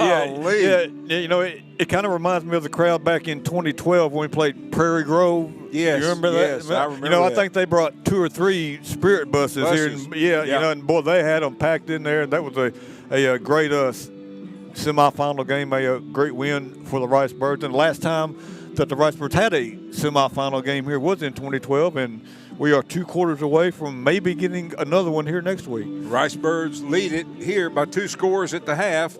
Bauxite Miners will get the ball first as we start the second half action. I want to say hi to a couple of folks that are listening, and one of them that I get a note from occasionally, Dickie DeMaine. Now, he is an old Ricebird from 1965, 66, and 67, and he listens to the Ricebirds every Friday night from his home in Hot Springs, and I appreciate so much Dickie taking the time to let us know what that they're listening, and we appreciate that very much. Thanks, Dickie, and go Ricebirds there. Also, Carl Humphrey listening to us tonight. Carl actually got a pretty good little report to the doctor this last week. Real thankful for that. And I came by his house a little while ago and looked like he's got a house full here for Thanksgiving. So appreciate Carl and Dickie and all those that are listening, all from everywhere here tonight. Stuttgart Ricebirds and the Bauxite Miners have finished their stretching. And we're about 30 seconds away from getting this second half kicked off. I want to thank you again for listening to the Southern Bancorp halftime show. Southern Bancorp, wealth builders for everyone. Yeah, Bauxite will receive the opening kickoff here, and I'm going to be anxious to see what they do here. Down by 10 scores, or they're going to try to tweak their offense a little bit and kind of maybe pass a little bit more, or maybe just see if they can stay doing what they're doing here, you know, and try to get it back to a one-score game. You know, if they could run and just march it down the field here, you know, and punch it in, it would be right back to a 3-point game. So I think they were probably going to stick with that here, you know, and see what happens. But boy, it's going to be up to that Riceboro defense to try to get this offense off the field, and that hasn't been easy tonight. No, you're exactly right, Brent. So I really feel like if the Ricebirds could get another score, that you would really see them get out of their comfort zone. I think so. And they've been fairly successful passing. They haven't been the prettiest in the world sometimes, but they've been pretty effective. Yeah, you know, he completed his first 5 passes, and then the last 2, you know, were just knocked down. Yeah. And again, still a pretty good breeze kind of coming across the field here. Yeah, I think it's died down maybe just a little bit. Dawson McKelvey puts his foot into it, drills it right down central. It's going to be scooped up at about the 14, back across the 20, and the Ricebird special teams converge right at the 30-yard line. Great job by the Ricebirds on special teams. And I believe that was number 6, Cash Robinson, on the return. But, yeah, again, great coverage by the Ricebird special teams, and that's where Bauxite has been taking it over on the last couple of kickoffs, right about the 30, and the Ricebirds bring them down there one more time. I see several of the Ricebird special teamers out there, of course, led by number 30, Jacob Eagle, also number 6 out there, Jawan Terry. Good job, guys. Here come the Bauxite Miners. First down and 10 from their own 31-yard line, moving from the left to the right here in the third quarter. Take, handoff into the line, a little bit of running room, and the pile is going to push out close to the 40-yard line. Yeah, Metzger's going to have 9 on first down, picking up right where they left off pretty much there. Moving from the left to the right, from the north to the south. Bauxite Miners in white uniforms with kind of a silver numbers and a little bit of blue trim around those light colored numbers. and then their helmet's sort of a chrome blue. Ricebirds in all maroon with white trim. Bauxite sends a man in motion. Lines him up as a slot on the right. Hands off. Metzger turns the corner on the left side. He's got a first down, but not much more than that. That's right. Yeah, not much more. He's going to pick up about 2. Only needed 1 for that first down, but that's going to move the sticks. That's Caden Metzger's 19th carry. He has 92 yards on the night, and it's going to be a first down for Bauxite. Caleb Hayes checks in, replacing Carmelo Minter. Carmelo's helmet is off, so Carmelo's got to come out for a play. So it's going to be first down, and they hadn't moved the sticks yet, but it is, I don't think there's any question it's a first down. No, yeah. Now they're moving the sticks. No question. Just underway, second half, Stuttgart leading Bauxite 24-14. Bauxite with the ball, first possession of the second half. Flag comes down immediately there as Foreman takes it for about another 10 yards. Moves it into Ricebird territory, but again, let's see what the flag is thrown back at the 42-yard line. Maybe illegal. Yep. Illegal formation on Bauxite. So that's going to wipe out that 10-yard carry around the left side by Wyatt Foreman. It's going to put them behind the sticks here. First down and 15. Bruce Martin says we're listening in the snow in Wisconsin. Thank you, Bruce. Bruce, a long-time Ricebird supporter, former Stuttgart resident, Elmira resident. Thank you, Bruce. Hope you and Jeanette are doing well. Here comes Bauxite. Once again, a nice run, just really right up the middle for about 6. Yep. Moves the ball. It's going to set up now, second down and 9 from the Bauxite 43-yard line. Quickly back to the line. 3 wide outs to the right, 2 to the left. Empty backfield. Quarterback back to pass. Fires across the middle. Incomplete. I think it was hit, I believe, at the line. I think it might have been tipped. Couldn't see who had a hand on it, but somebody did there. You know, the Miners are going fast there, trying to catch the Ricebird D line when they're shifting around there. But that time, one of the Ricebirds got a hand on it, so it's going to bring up. Should be third down and 9 here. Had a couple of big mitts up there. One of them was Trey Phillips, number 50. Of course, Bo Barnes, number 9 there as well. Dagan Duncan, number 74 on this end. Here we go, big third down and 9 for the Ricebird defense. Single back, standing to the left of the quarterback. Quarterback fakes to him, keeps it around the right side, and the Ricebirds bring him down the line of scrimmage. Cordero Berry chased him down from the backside. Former tried to take it up the middle and then tried to bounce it outside. Berry ran him all the way down. It's going to be gained of maybe a yard, but it looks like it's going to force a punt. Punting unit coming on for the Bauxite Miners.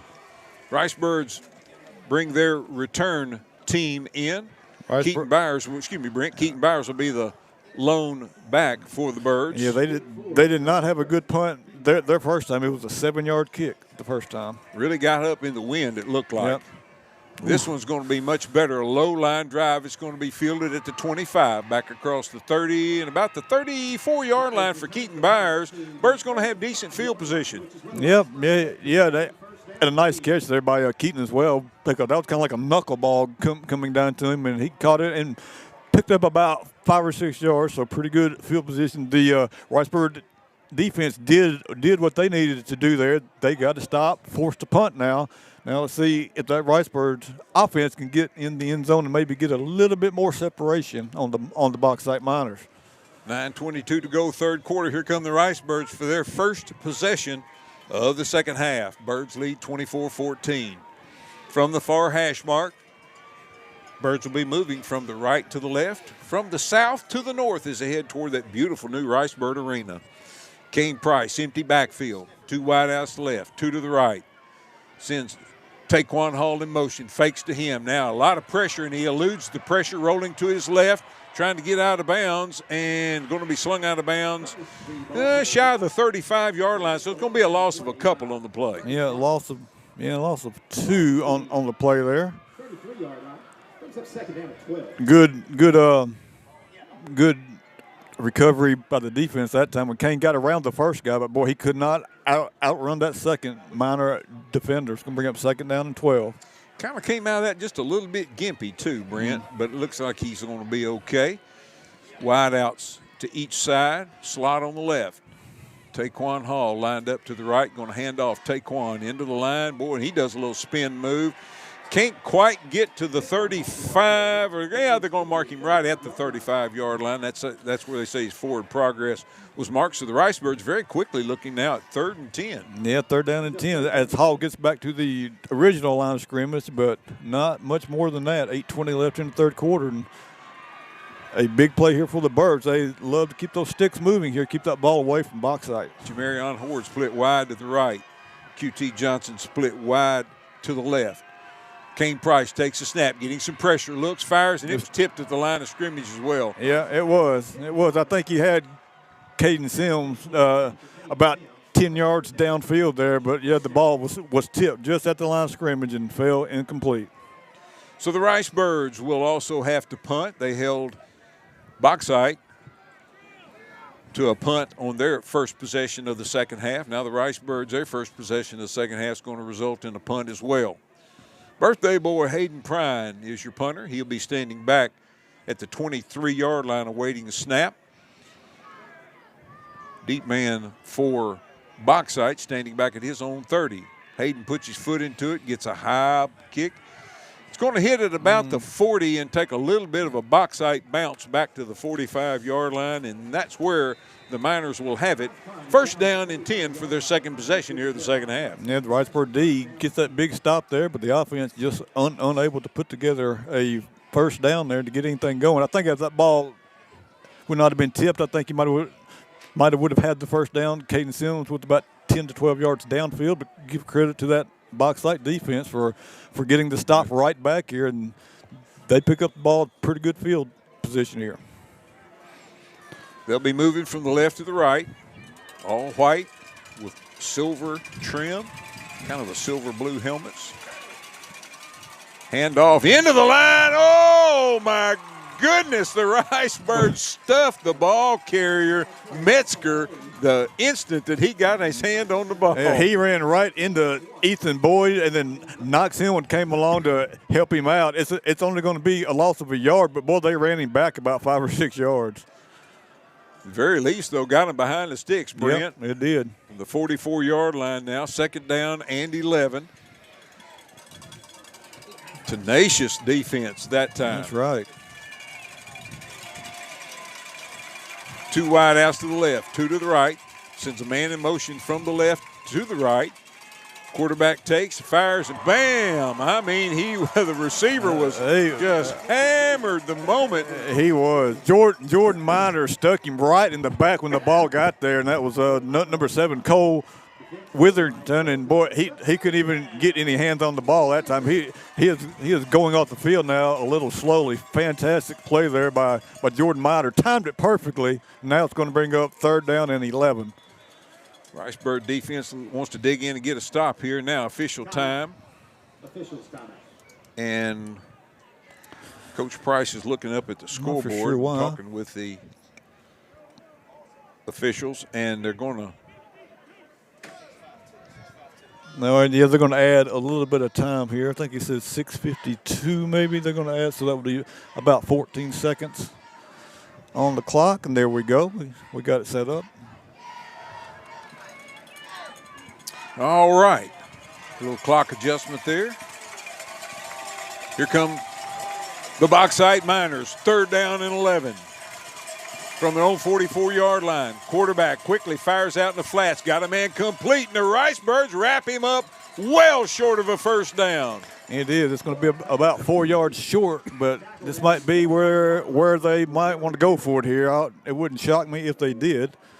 Pass was complete to 0 Hastings.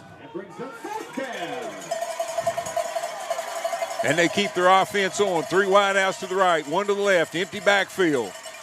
Hard count, nobody jumped for the Ricebirds. A little flinching, but no encroachment. Play clock, 13, 12, 11. Sends a slot from the left to the right. The quarterback is going to keep it. He's into a pile, and he's going nowhere. He gets back to the line. Oh, my goodness. Gets back to the line of scrimmage, and that's about it. We got Trey Phillips, Kipton Carey, and company there. and they put Foreman on the ground, and the Ricebirds get another big stop here. Now let's go offense and get some points on the board here. The defense has come to play in the second half. They absolutely have. Goodness gracious. Hard-hitting Ricebird defense here in the second half, and the Ricebird offense is going to have it at their own 49. Fantastic field position here. 6:06 left in the third quarter. First down and 10 for the Ricebirds. The ball right in that big maroon and white S in the center of the field here at Ned Mosley Stadium. 2 wideouts to the left. And something there, I don't know what that was, a mouthpiece or something. Yep. One of the players took it and threw it. Handoff. Taquan Hall started right. Now looking back left. He's got some running room. He gets into the clear, and he's all the way inside the 35-yard line of the Bauxite Miners. 17 yards, and boy, what a patient run by Hall that time. Started out right and almost stopped to a dead stop, and then cut it back to the near side, saw a hole, picked up 17 yards. First down and 10 for the Ricebirds. In Bauxite territory. Kane Price fakes. Hall keeps it himself over the left side. Running room. He's down inside the 20-yard line. And picked up some nice blocks that time downfield as well.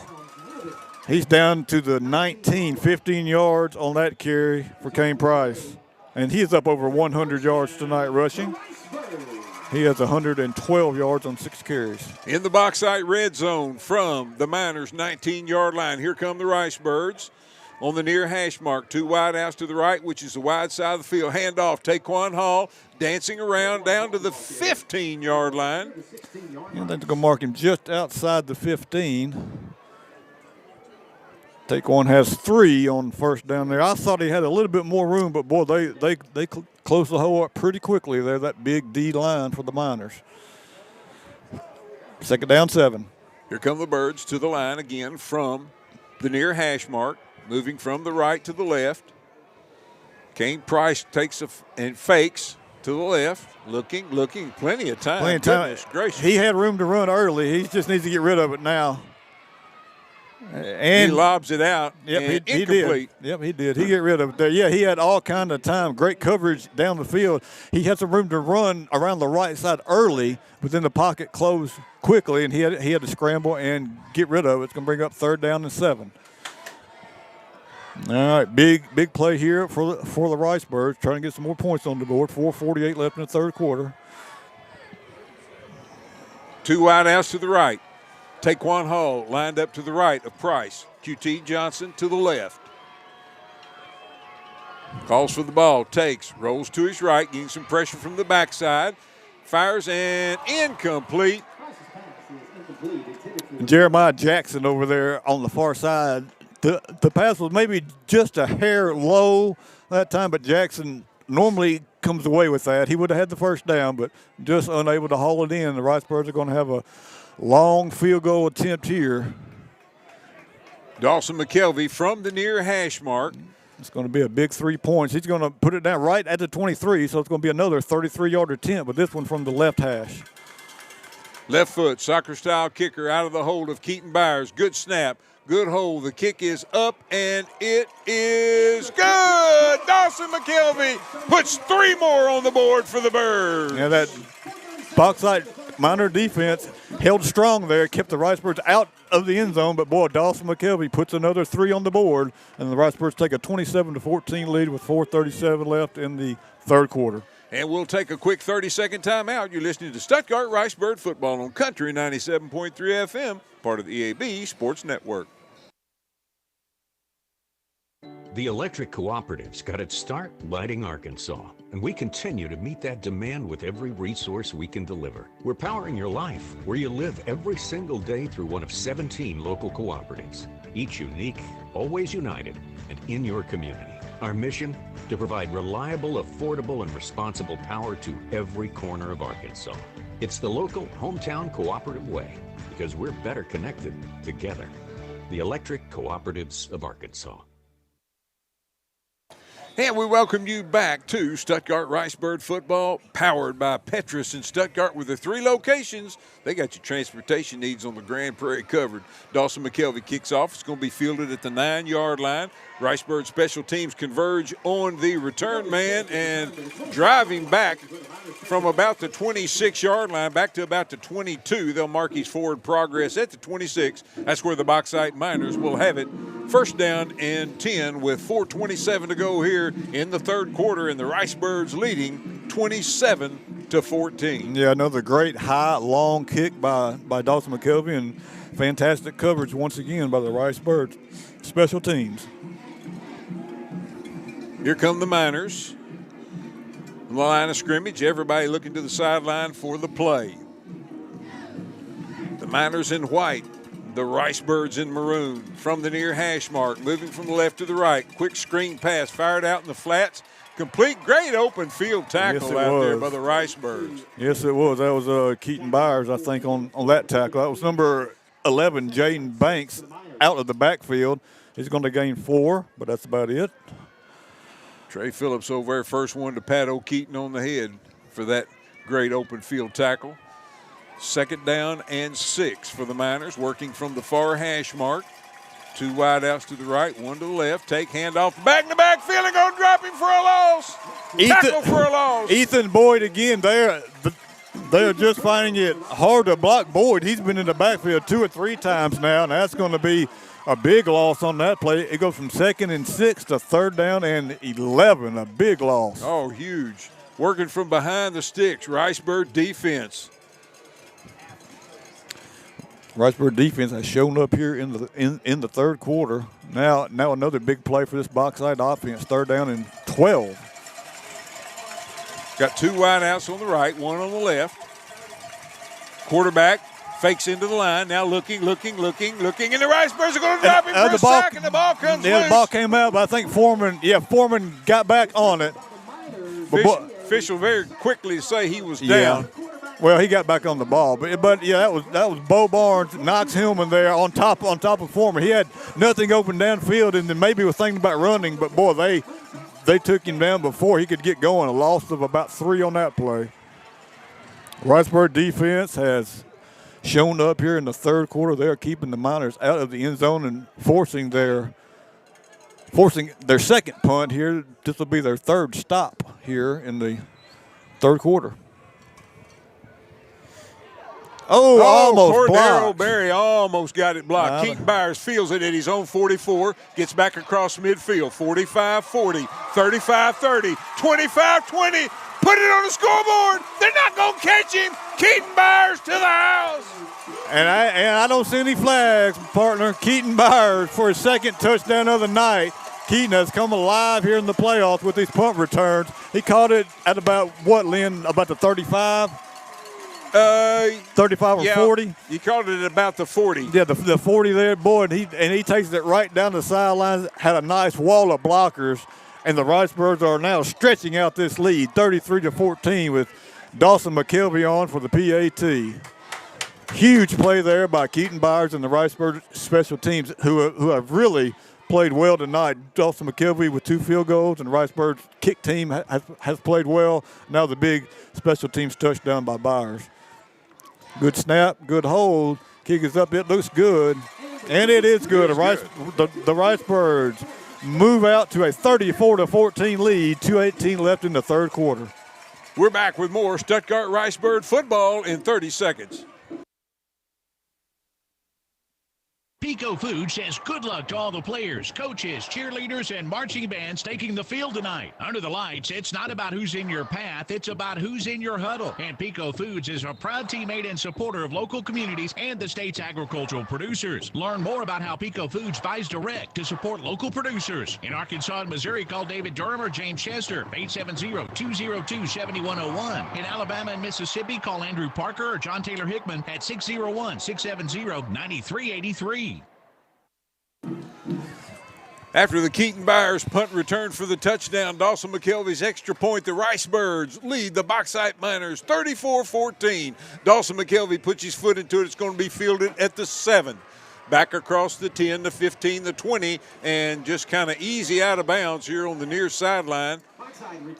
That was number 0 again, Austin Hastings. He has returned several kicks tonight, but I don't think he wanted He didn't want any part of that special teams. He didn't want anything to do with that one. He's just going to get as far as he could and takes it out of bounds at the 25. A quick scoring update here from Bradley County. Warren leads Prairie Grove now 26-23. 9 minutes left in the third quarter. Big game there. Yeah, a good battle going on there at Hurley Stadium. And we got a good one here as well, but the Ricebirds now move out to a 20-point lead. Bauxite Miners in all white come to the line of scrimmage from their own 25-yard line near hash mark. Moving from the left to the right. Empty backfield for the quarterback. Fires out, screen pass, complete. Hit immediately and breaks a tackle, but gets forward, and let's see where they're going to mark him. And there's a flag down here. There is a flag back at the 15-yard line. I believe it's going to be another illegal shift on the Miners, so that will take away the short gain on the play. It's going to put them behind the sticks again. And now with a 20-point deficit here, this is really going to take the Miners out of their comfort zone. You know, they really love to run the ball, run the clock down, but now they're going to have to get in kind of a hurry-up pass mode here. It's not what they're used to doing. Working from behind the sticks. First down and 15 now from just inside their own 20-yard line. Here come the Miners. Quarterback takes a snap. And he airs it out. Almost picked off by Keaton Byers. It was. Keaton Byers he was eyeing that one all the way, lining it up. But number 2, Bryce Bearden for the Miners kind of played defense on that play and knocked it away from Keaton, or Keaton's huge night would have continued there. Second down now and 15. From, again, just inside the Bauxite 20-yard line. Under 2 minutes to go here in the third quarter. Stuttgart with a 34-14 lead. Miners with a new back in the backfield. I think that's number 11. It is, Banks. Boy, and the quarterback's getting a lot of pressure. He's being chased. Bang, and the Ricebirds finally corralling.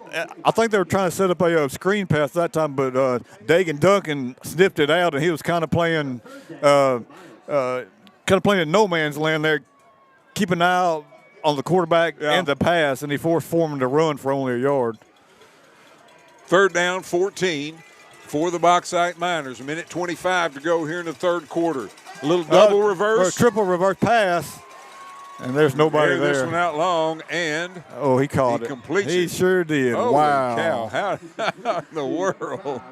I thought that pass was maybe going to make it out of bounds, but it didn't. They had the double reverse pass for 18 yards there, and that's a big play there for the Miners. It is. And Ricebirds let them out there. Here come the Miners from their own 43-yard line. Minute 7 to go here in the third quarter. Quarterback starts right, now looks left, getting a lot of pressure.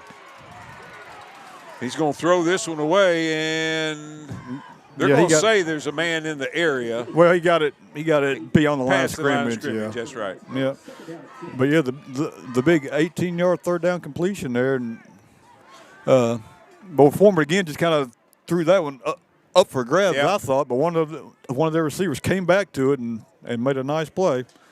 I think the breeze has kind of backed off too, Brent. Look at the flag in the south end zone. Absolutely has.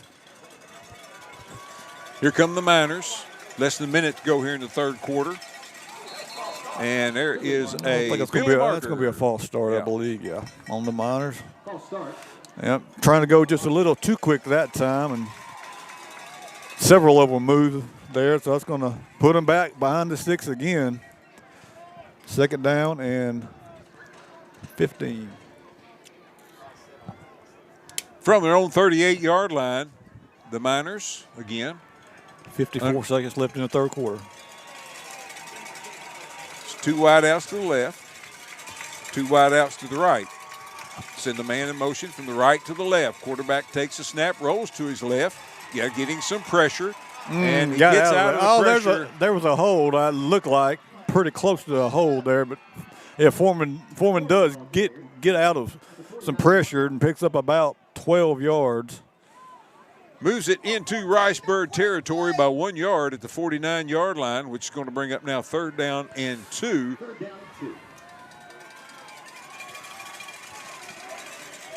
Foreman calls for the ball, takes, fakes, keeps it over the left side, and going to have just enough, maybe. I think he's going to have it. Well, if they mark use a guy on this side, it may not have. Right. They're going to call it a 1st down. Okay. Just enough. Ball is in that big maroon and white S in the center of the field here at Ned Mosley Stadium. 3 wide outs to the left, 2 to the right. Empty backfield. Takes, fires, complete, and breaks a tackle on the far sideline. Yep. At first, I thought it might be a pick. Yep. But a nice catch. And that's going to bring us to the end of the 3rd quarter of play. So the Stuttgart Ricebirds head into the 4th with a 34-14 lead over the Bauxite Miners. We're back with more Stuttgart Ricebird football 4th quarter action in 1 minute. It's time for a road trip to Hot Springs National Park, Arkansas, home to the legendary thermal waters giving Hot Springs its name. This unique mountain town features historic bathhouses, hiking trails, biking trails, a 4-story treehouse, roller coasters, a casino, horse races, bathtub races, an interactive science museum, fishing, boating, parades, a bustling downtown, and a peaceful vista overlooking it all. Hot Springs, Arkansas. It's time for a road trip. For more info, visit hotsprings.org. Running a business means finding the right people, and that's where Express Employment Professionals comes in. Whether you need full-time, part-time, or seasonal employees, Express has you covered. From office staff to skilled trades, Express matches the right talent to your needs quickly and efficiently. With offices in Stuttgart, Wynne, Helena, and Pine Bluff, they're ready to support your business no matter the size. And if you're looking for a job, Express is here for you too. For more information or to apply, call 870-672-4568 or visit expresspros.com. Express Employment Professionals, your staffing solution. Welcome back to Mosley Stadium as we start the 4th quarter of action. The Stuttgart Ricebirds lead the Bauxite Miners 34-14. Handoff coming to the near side, and gain of about 4, maybe 5 on the play for the Bauxite Miners on 1st down. Excuse me, that was on 2nd down. Yeah, 2nd down and 9. Caden Metzger is going to pick up about 4 yards there. We're up 3rd down and 5, and no doubt 4 down territory here, probably for the rest of the night, as long as Bauxite is trailing here. Here come the Miners to the line, moving from the right to the left. 3 wide outs to the right, 1 to the left. Back to pass, getting a lot of pressure, dumps it across the middle. Right, pick it off! Wow! Oh, my goodness! Carmelo Minner read that screen there. They just let the Ricebirds through, and we're going to try to dump it off for a screen. Carmelo Minner stepped in front of the pass, tipped it up, and then dove and caught it. What a play by number 62, Carmelo Minner. Wow. Woo. Huge play there by the defense. Oh, man, and is he getting some praise here on the sideline on the near side? Just a phenomenal play there by Carmelo. Ricebirds take over at their own 42-yard line. 1st down and 10. 2 wide outs left, 2 to the right. Take, handoff, turning the corner, getting out to midfield, Taquan Hall. Taquan Hall is going to be, actually got into. Yeah, he's got a 1st down. Yeah, he got into Bauxite territory at the 48-yard line. They then ran over a couple of Miners there, right about at the sideline where he stepped out. Birds are going to send 4 wide outs to the left, which is the wide side of the field. Pistol formation. Now shotgun for Kane Price. Back standing to his right. Takes a snap. He's going to follow that back on the right side. Dodges a defender. 40, 35, puts his head down. 30-yard line. Move the sticks for the Ricebirds. Yeah, Kane Price stepped right in front of the nice little kick-out block there by Orrin Mack and picked up big yardage there inside the 30.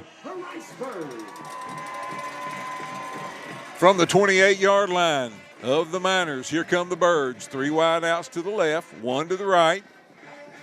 Taquan Hall lined up to the left of Kane Price. The Ricebirds can use all the time they want here. Takes a snap, Fires it out complete. Jamarion Horde inside the 20. Still digging down to the 15. Move the sticks. He's going to have 14 yards. That's Horde's first catch of the night. And a nice gain there of 14 yards and a first down. And the Rice Birds are inside the 20. Knocking on the door at the red zone. 10:24 to go in the fourth quarter. Rice Birds with a 20-point lead. Looking to add. Again, 3 wide outs to the left, 1 to the right. Pistol formation. Taquan Hall lined up behind the quarterback, Price. Making some changes. Moves Hall up to his right. Fires it. Oh, and just a little bit low. Intended receiver on a little slant route. Now we've got a penalty marker coming in on the near side. A late flag away from the play. That was in my blind spot here, sitting in the press box. I'm not sure what that was, what that's going to be on. But yeah, the throw that time was just a little low. QT couldn't go down and grab it. And let's see, still no official word what the. Now look like it's going to be on the Rice Birds though. They're going to mark off. It looked like the official is going to mark it back. Ineligible man downfield. Okay. All right, so a 5-yard penalty, but they get the down over, so not totally terrible. Correct. All right. Again, 3 wide outs to the left, which is the wide side of the field, working from the near hash mark. Blitz. And he's going to throw this one away out of bounds very smartly. Yeah, they just brought everybody that time on the blitz, and Kane just got rid of it there. He had Horde in the area, but just threw it away there smartly. So that's going to bring up 2nd down and 15. And that, of course, stops the clock, but we're at 9:53 left in the fourth quarter. Empty backfield. Kane Price, 4 wide outs to the left, 1 to the right. Kane now looks to the sideline. Play clock is at 8, plenty of time. They're going to get some more pressure, and Kane is in trouble. And that's going to be grounding. I think it should be. Well, he was out of the tackle box, but it didn't get back to the line of scrimmage there. Yeah, just couldn't spin away that time. That's going to bring up 3rd down and extremely long here. Hey, if he has time here, let's just take a shot deep at the end zone. But they've been bringing the house. So this is going to be 3rd down and Lodge Corner. Lodge Corner, there you go. Rice Birds all the way back at the 45. Got to get down to the 7. So it's going to be, 3rd down and 38, if my math is correct. 3rd down and long here, but let's just see if we can pick up some of it here. I don't think they're going to blitz here, though. 3 wide outs to the left, 1 to the right. Back to pass. Dumps it across the middle. Got a man complete. 40, 35, turn on the speed. 30, 25, 20, 15, 10, 5. Is he in? Oh, they're going to mark him out right at the 2-yard line. They're going to say that Taquan Hall stepped out of bounds, but that's going to be a 1st down. And a huge play for the Rice Birds there. They just dumped off the screen past the Hall, and he outran almost every minor defender there that time for the end zone. Hall dove for the pylon, but just stepped out of bounds at the 2. Wow, 43 yards. Boy, just an impossible play. Hey, yeah. But great speed. Goodness gracious. 3rd and 38, and we pick up 43. Here come the Rice Birds to the line of scrimmage. 1st down, goal to go from the Bauxite 2. Kane Price keeps it, leaps into the end zone. Touchdown, Rice Birds. Kane Price takes it the final 2. He does the final 2 yards, and I thought there for a second that Kane might have moved a little too early there. He was a little too anxious, but no flag on the play. He takes it the final 2 yards, and boy, that 3rd down to play there could be the straw that broke the camel's back there. Absolutely. That was just a backbreaker there. Now the Rice Birds with a 40-14 lead are in fantastic shape here, and they just might be moving on to the semifinals. Dawson McKelvey on to attempt the extra point out of the hole to Keaton Byers. The snap is good. The hold is good. The kick is up, and it is good. And the Stuttgart Ricebirds lead the Bauxite Miners 41-14. Back with more Stuttgart Ricebird football in 30 seconds. Ready for a music tour through the Arkansas Delta? Let's see. Johnny Cash Boyhood Home? Check. A live broadcast of the country's longest-running blues radio program? We've got it. A visit to the restored childhood home of Levon Helm? On the list. Find these spots and more as you travel through the Arkansas Delta Music Trail. Sounds from the soil and soul. Go to deltabyways.com to see all the driving tours through the Arkansas Delta Byways region. And we welcome you back to Stuttgart Ricebird football, powered by Petrus in Stuttgart. 3 locations. Be sure and check them out online at petrusgm.com and also petrusautosales.com. Petrus, they got your transportation needs on the Grand Prairie covered. Dawson McKelvey moves up, puts his foot into it, end-over-end kick. It's going to be taken back at the 11-yard line by the Miners. Coming back across the 20, 25, 30, and the Ricebird special teams converge shy of the 35-yard line, and that's where the Bauxite Miners will have it. First down and 10, trailing the Stuttgart Ricebirds 41-14 with 9:17 to go here in the fourth quarter. Arkadelphia leads Elkins 10-6 at the end of the third quarter, and Warren leads Prairie Grove 33-26. 9:43 left to go in that game. Boy, two very good games there going on in the 4A playoffs. Ricebirds with a little breathing room here in this one. They do. First down and 10 for the Miners. Miners led early, 7-0, and then led 14-7 in the second quarter. But the Ricebirds made some adjustments, and they have kept the foot on the gas. They have. Ricebird defense has shut down the Miners in the second half here so far. Here's a little pitch, and oh boy, the Ricebirds have it read perfectly. Mercy sakes alive. Caden Sims was all over that pitch play. The handoff went to number 2, Bryce Beard, and it's going to be a big loss on the play. It's going to be a loss of 7 on the play. Ricebird defense is feeling it now, Lynn, and I think fatigue could be setting in on that O-line for the Miners. 5 wideouts. Quarterback's being chased, still being chased. And he ball's out. Oh, and he dumps it.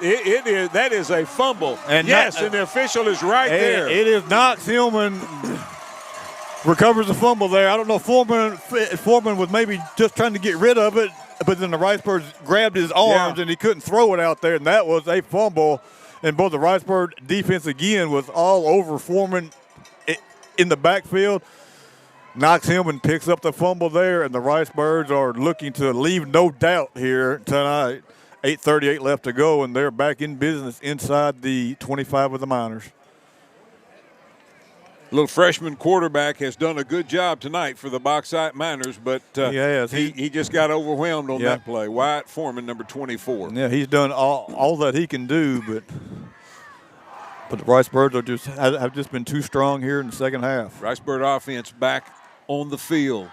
Send Taquan Hall in motion out of the backfield. Kane Price starts left. Now he's just going to fall down at the 25, take a couple of yard loss because the play he was looking for obviously wasn't there. Wasn't there, and we have a flag down in the middle of the field as well, holding on the Ricebirds. I think that was maybe going to be the little inside shovel pass to Hall coming back inside, but he had nothing there, and it's going to be holding there, and that's going to back up the Ricebirds. So the Ricebirds would have had second down and 15, but now they got first down and about 15 from where the holding was. So I think I might have declined that penalty there if I'm Coach Perry, because the holding flag was downfield. They have a little trouble getting the down marker moved. There we go. Yeah, so it's first down and 16, and it would have been second down and 15. So we'll take that one. Here come the Birds from the near hash mark. 2 wideouts to the left, 1 to the right. Single back standing to the left of Kane. That's Jeremiah Thomas. Kane's going to air this one out toward the corner of the end zone. QT Johnson is there, incomplete. Good coverage down there by the Bauxite Miners. Yes, it was. QT went up for it, but the Miners were right there to get a hand in there. QT was unable to come down with it. That's going to bring up second down in about 16. 8 minutes even left to go in this game. The Ricebirds with the 41-14 lead, trying to get one more touchdown on the board. Taking advantage of a turnover. Bauxite quarterback turned it over on the near sideline. Thomas with the handoff into the line. Boy, a good hard run, Brent. As he gets across the 25 down to about the 23-yard line. And there's Jeremiah Thomas, picks up 5 on that one. Gets back most of the penalty yards and going to get it right back to almost to the original line of scrimmage. Third down 11 coming up now for the Birds. Ball is toward the far hash mark. Birds in all maroon with white trim, moving from the left to the right, moving towards Lenox for those of you familiar with the area. Birds taking their time, play clock at 10. 2 wide outs to the right, which is the wide side of the field. Price, the quarterback, takes the snap, back to pass, looks, fires out. And he's got Bray Minor Covington complete. He breaks a tackle, gets down across the 20, the 15, 10-yard line. He's got a first down. Boy, he does, Lindy. It almost looked like he was going to get taken down for about 2 or 3 yard loss. Yeah. But boy, he broke that tackle and then picked up a couple of good blocks, and he has the first down. Nice play by Covington Minor. First down goal now coming up for the Ricebirds from the Bauxite 9-yard line. Less than 7 minutes to go in this one. Everybody's in tight. Now he moves a little receiver package from the left to the right. Kane Price takes the snap. He's just going to tuck it down and keep it himself. Now cuts back in against the grain. Down to the 2-yard line, still digging, trying his best to break free. He's going to get it down to about the 3-yard line, 2.5-yard line, I think. Yeah, I think that's where they're going to mark it. Second down goal to go. 9 carries for Kane tonight, 140 yards unofficially. 6:14 left to go in the clock rolling here. The Ricebirds knocking on the door. They're just outside the 2-yard line.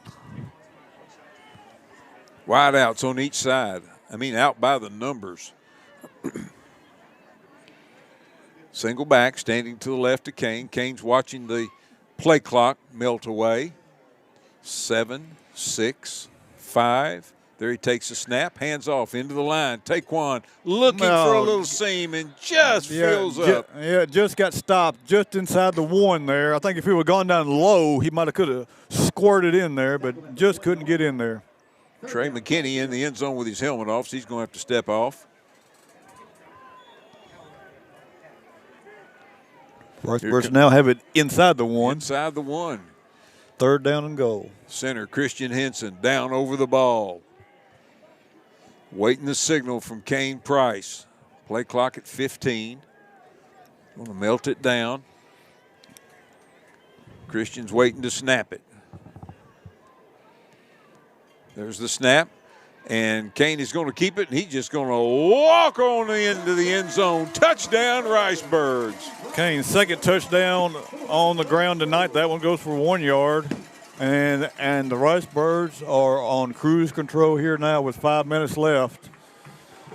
With a 47-14 lead. Dawson McKelvey on again for the PAT. Ricebirds have just totally dominated here in the second half. It was 24-14 at halftime, and it's been all Ricebirds here in the second half. And the Ricebirds are going to go for 2 here to try to get the mercy rule. Is that? Yeah. Yep. Yeah, that'll make it 35. Yep.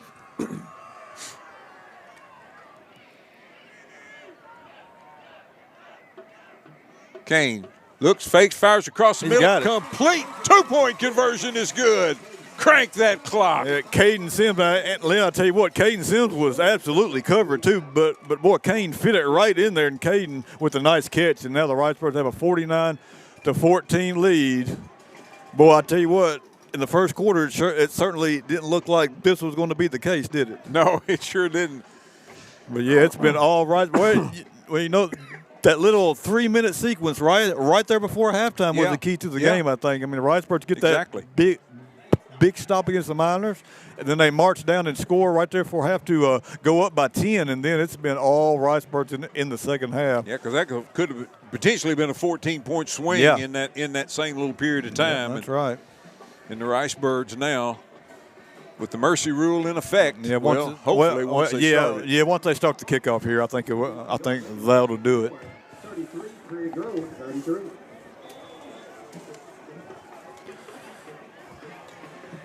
And Dawson McKelvey puts his foot into it, end over ender. It's going to be fielded at about the 12, back across the 20, going to the far sideline. Good block by the Miners out there on one of the Ricebirds.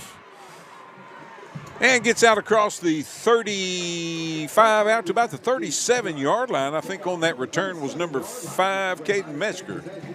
That's, let's see. Yeah, they are tied at 33 in Warren. I'm gonna have to check the end of that game out here, see how the 8-4A is going to do, if they're going to pull that game out or not. Because at last check, Dardanelle was still leading Monticello. First down and 10 for the Bauxite Miners from their own 37-yard line. 4:09 to go, clock moving here, mercy rule in effect. Quarterback hands off into the line and getting across the 40 out to about the 42-yard line. I think that was a different running back there as well. Let's see who that was. That was number 20. DeMar McKinney on the stop for the Ricebirds. Yeah, that was Brody Mathis, the ball carrier.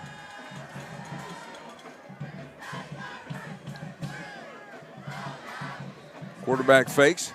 Little screen pass out into the flats. Complete. Oh, boy. Stood straight up by the Ricebirds. Number 23, Tristan Robinson. He sure did. Oh, my goodness. And there's a late hit, flagrant hit by number 11 for the Bauxite Miners. But none of the referees saw it. I don't see a flag. Number 11, Jaden Banks, took a cheap shot at one of the Ricebirds who did not retaliate. No, and none of the referees saw it, unfortunately. It's going to be a loss of 2 on that pass play to Banks. He trots off the field. He's got a coach in his face over there. Yeah, just frustration there. It is. That's exactly what that was. Third down now and 6 for the Miners. Quarterback back to pass. He's going to air this one out long. He's got a receiver. It is complete, and he is going to score. On the reception, number 7, Cole Witherington. Yeah, that was number 40, Michael Johnson there in coverage. Tried to make a shoestring tackle, but just couldn't bring him down. And the Miners pick up a late touchdown here. Cut the lead to 40 to 20. That was 59 yards. Yep. To Cole Witherington. He had one step on Johnson there, and then Johnson couldn't quite bring him down when Witherington made the catch. Zeke Young on for the PAT. And Warren now has the lead 39-33, but Prairie Grove is threatening inside the Lumberjack 20 with 3:45 left in that game. Low snap, the kick is up, it looks good, and it is good. So 49-21 now with 1:43 left and the clock rolling. Would expect probably an onside kick here. It's not gonna matter in the outcome of the game, but probably what we'll see out of the Miners here. The Ricebirds taking care of business here in the second half. It's been all Ricebirds since the late second quarter here, and they will move on to the semifinals. They will host the semifinal game for the first time since 2012 when they hosted Prairie Grove and won that game, and on their way to a state championship win over Ozark that year. 1:05 left to go and the clock rolling here, so the Ricebirds can recover this onside kick. They may have to take one knee, or they might not even have to take a knee. That will probably do it. 52, 51, 50, 49. And there's your onside kick. And it is. And they blew it dead. I think it's going to be offsides on Bauxite. Yeah. Keaton Byers came up with the ball here. But they're going to have to kick it again. And that one was a slow roller, too. Yeah, it was. It was a slow roller. They may not get it off. 27, 26, No, 25. They might not. The referees are kind of taking their time here as well. Yeah. And that's a play that could potentially result in an injury, so I would be fine if they don't do it. Yep. Yeah, but they're going to get it off here. 8. Well, 7, maybe not. 6, 5. You can let 4, Bauxite recover it here. It 3. doesn't matter. Yeah, that's exactly right. 2, 1. That's it. That's Ball it. game is over. The Stuttgart Ricebirds have defeated the Bauxite Miners by a final score of 49-21 and move on to the semifinals of Class 4A State High School football. They'll host the winner of Arkadelphia and Elkins right here next Friday night. We got the Blue Seal Petroleum post-game show on the way. Brent will have our final game stats, and we'll put a wrap on this one from Ned Mosley Stadium in Stuttgart here tonight. Final score, the Stuttgart Ricebirds 49, the Bauxite Miners 21. We're back with the Blue Seal Petroleum post-game show in 4 minutes.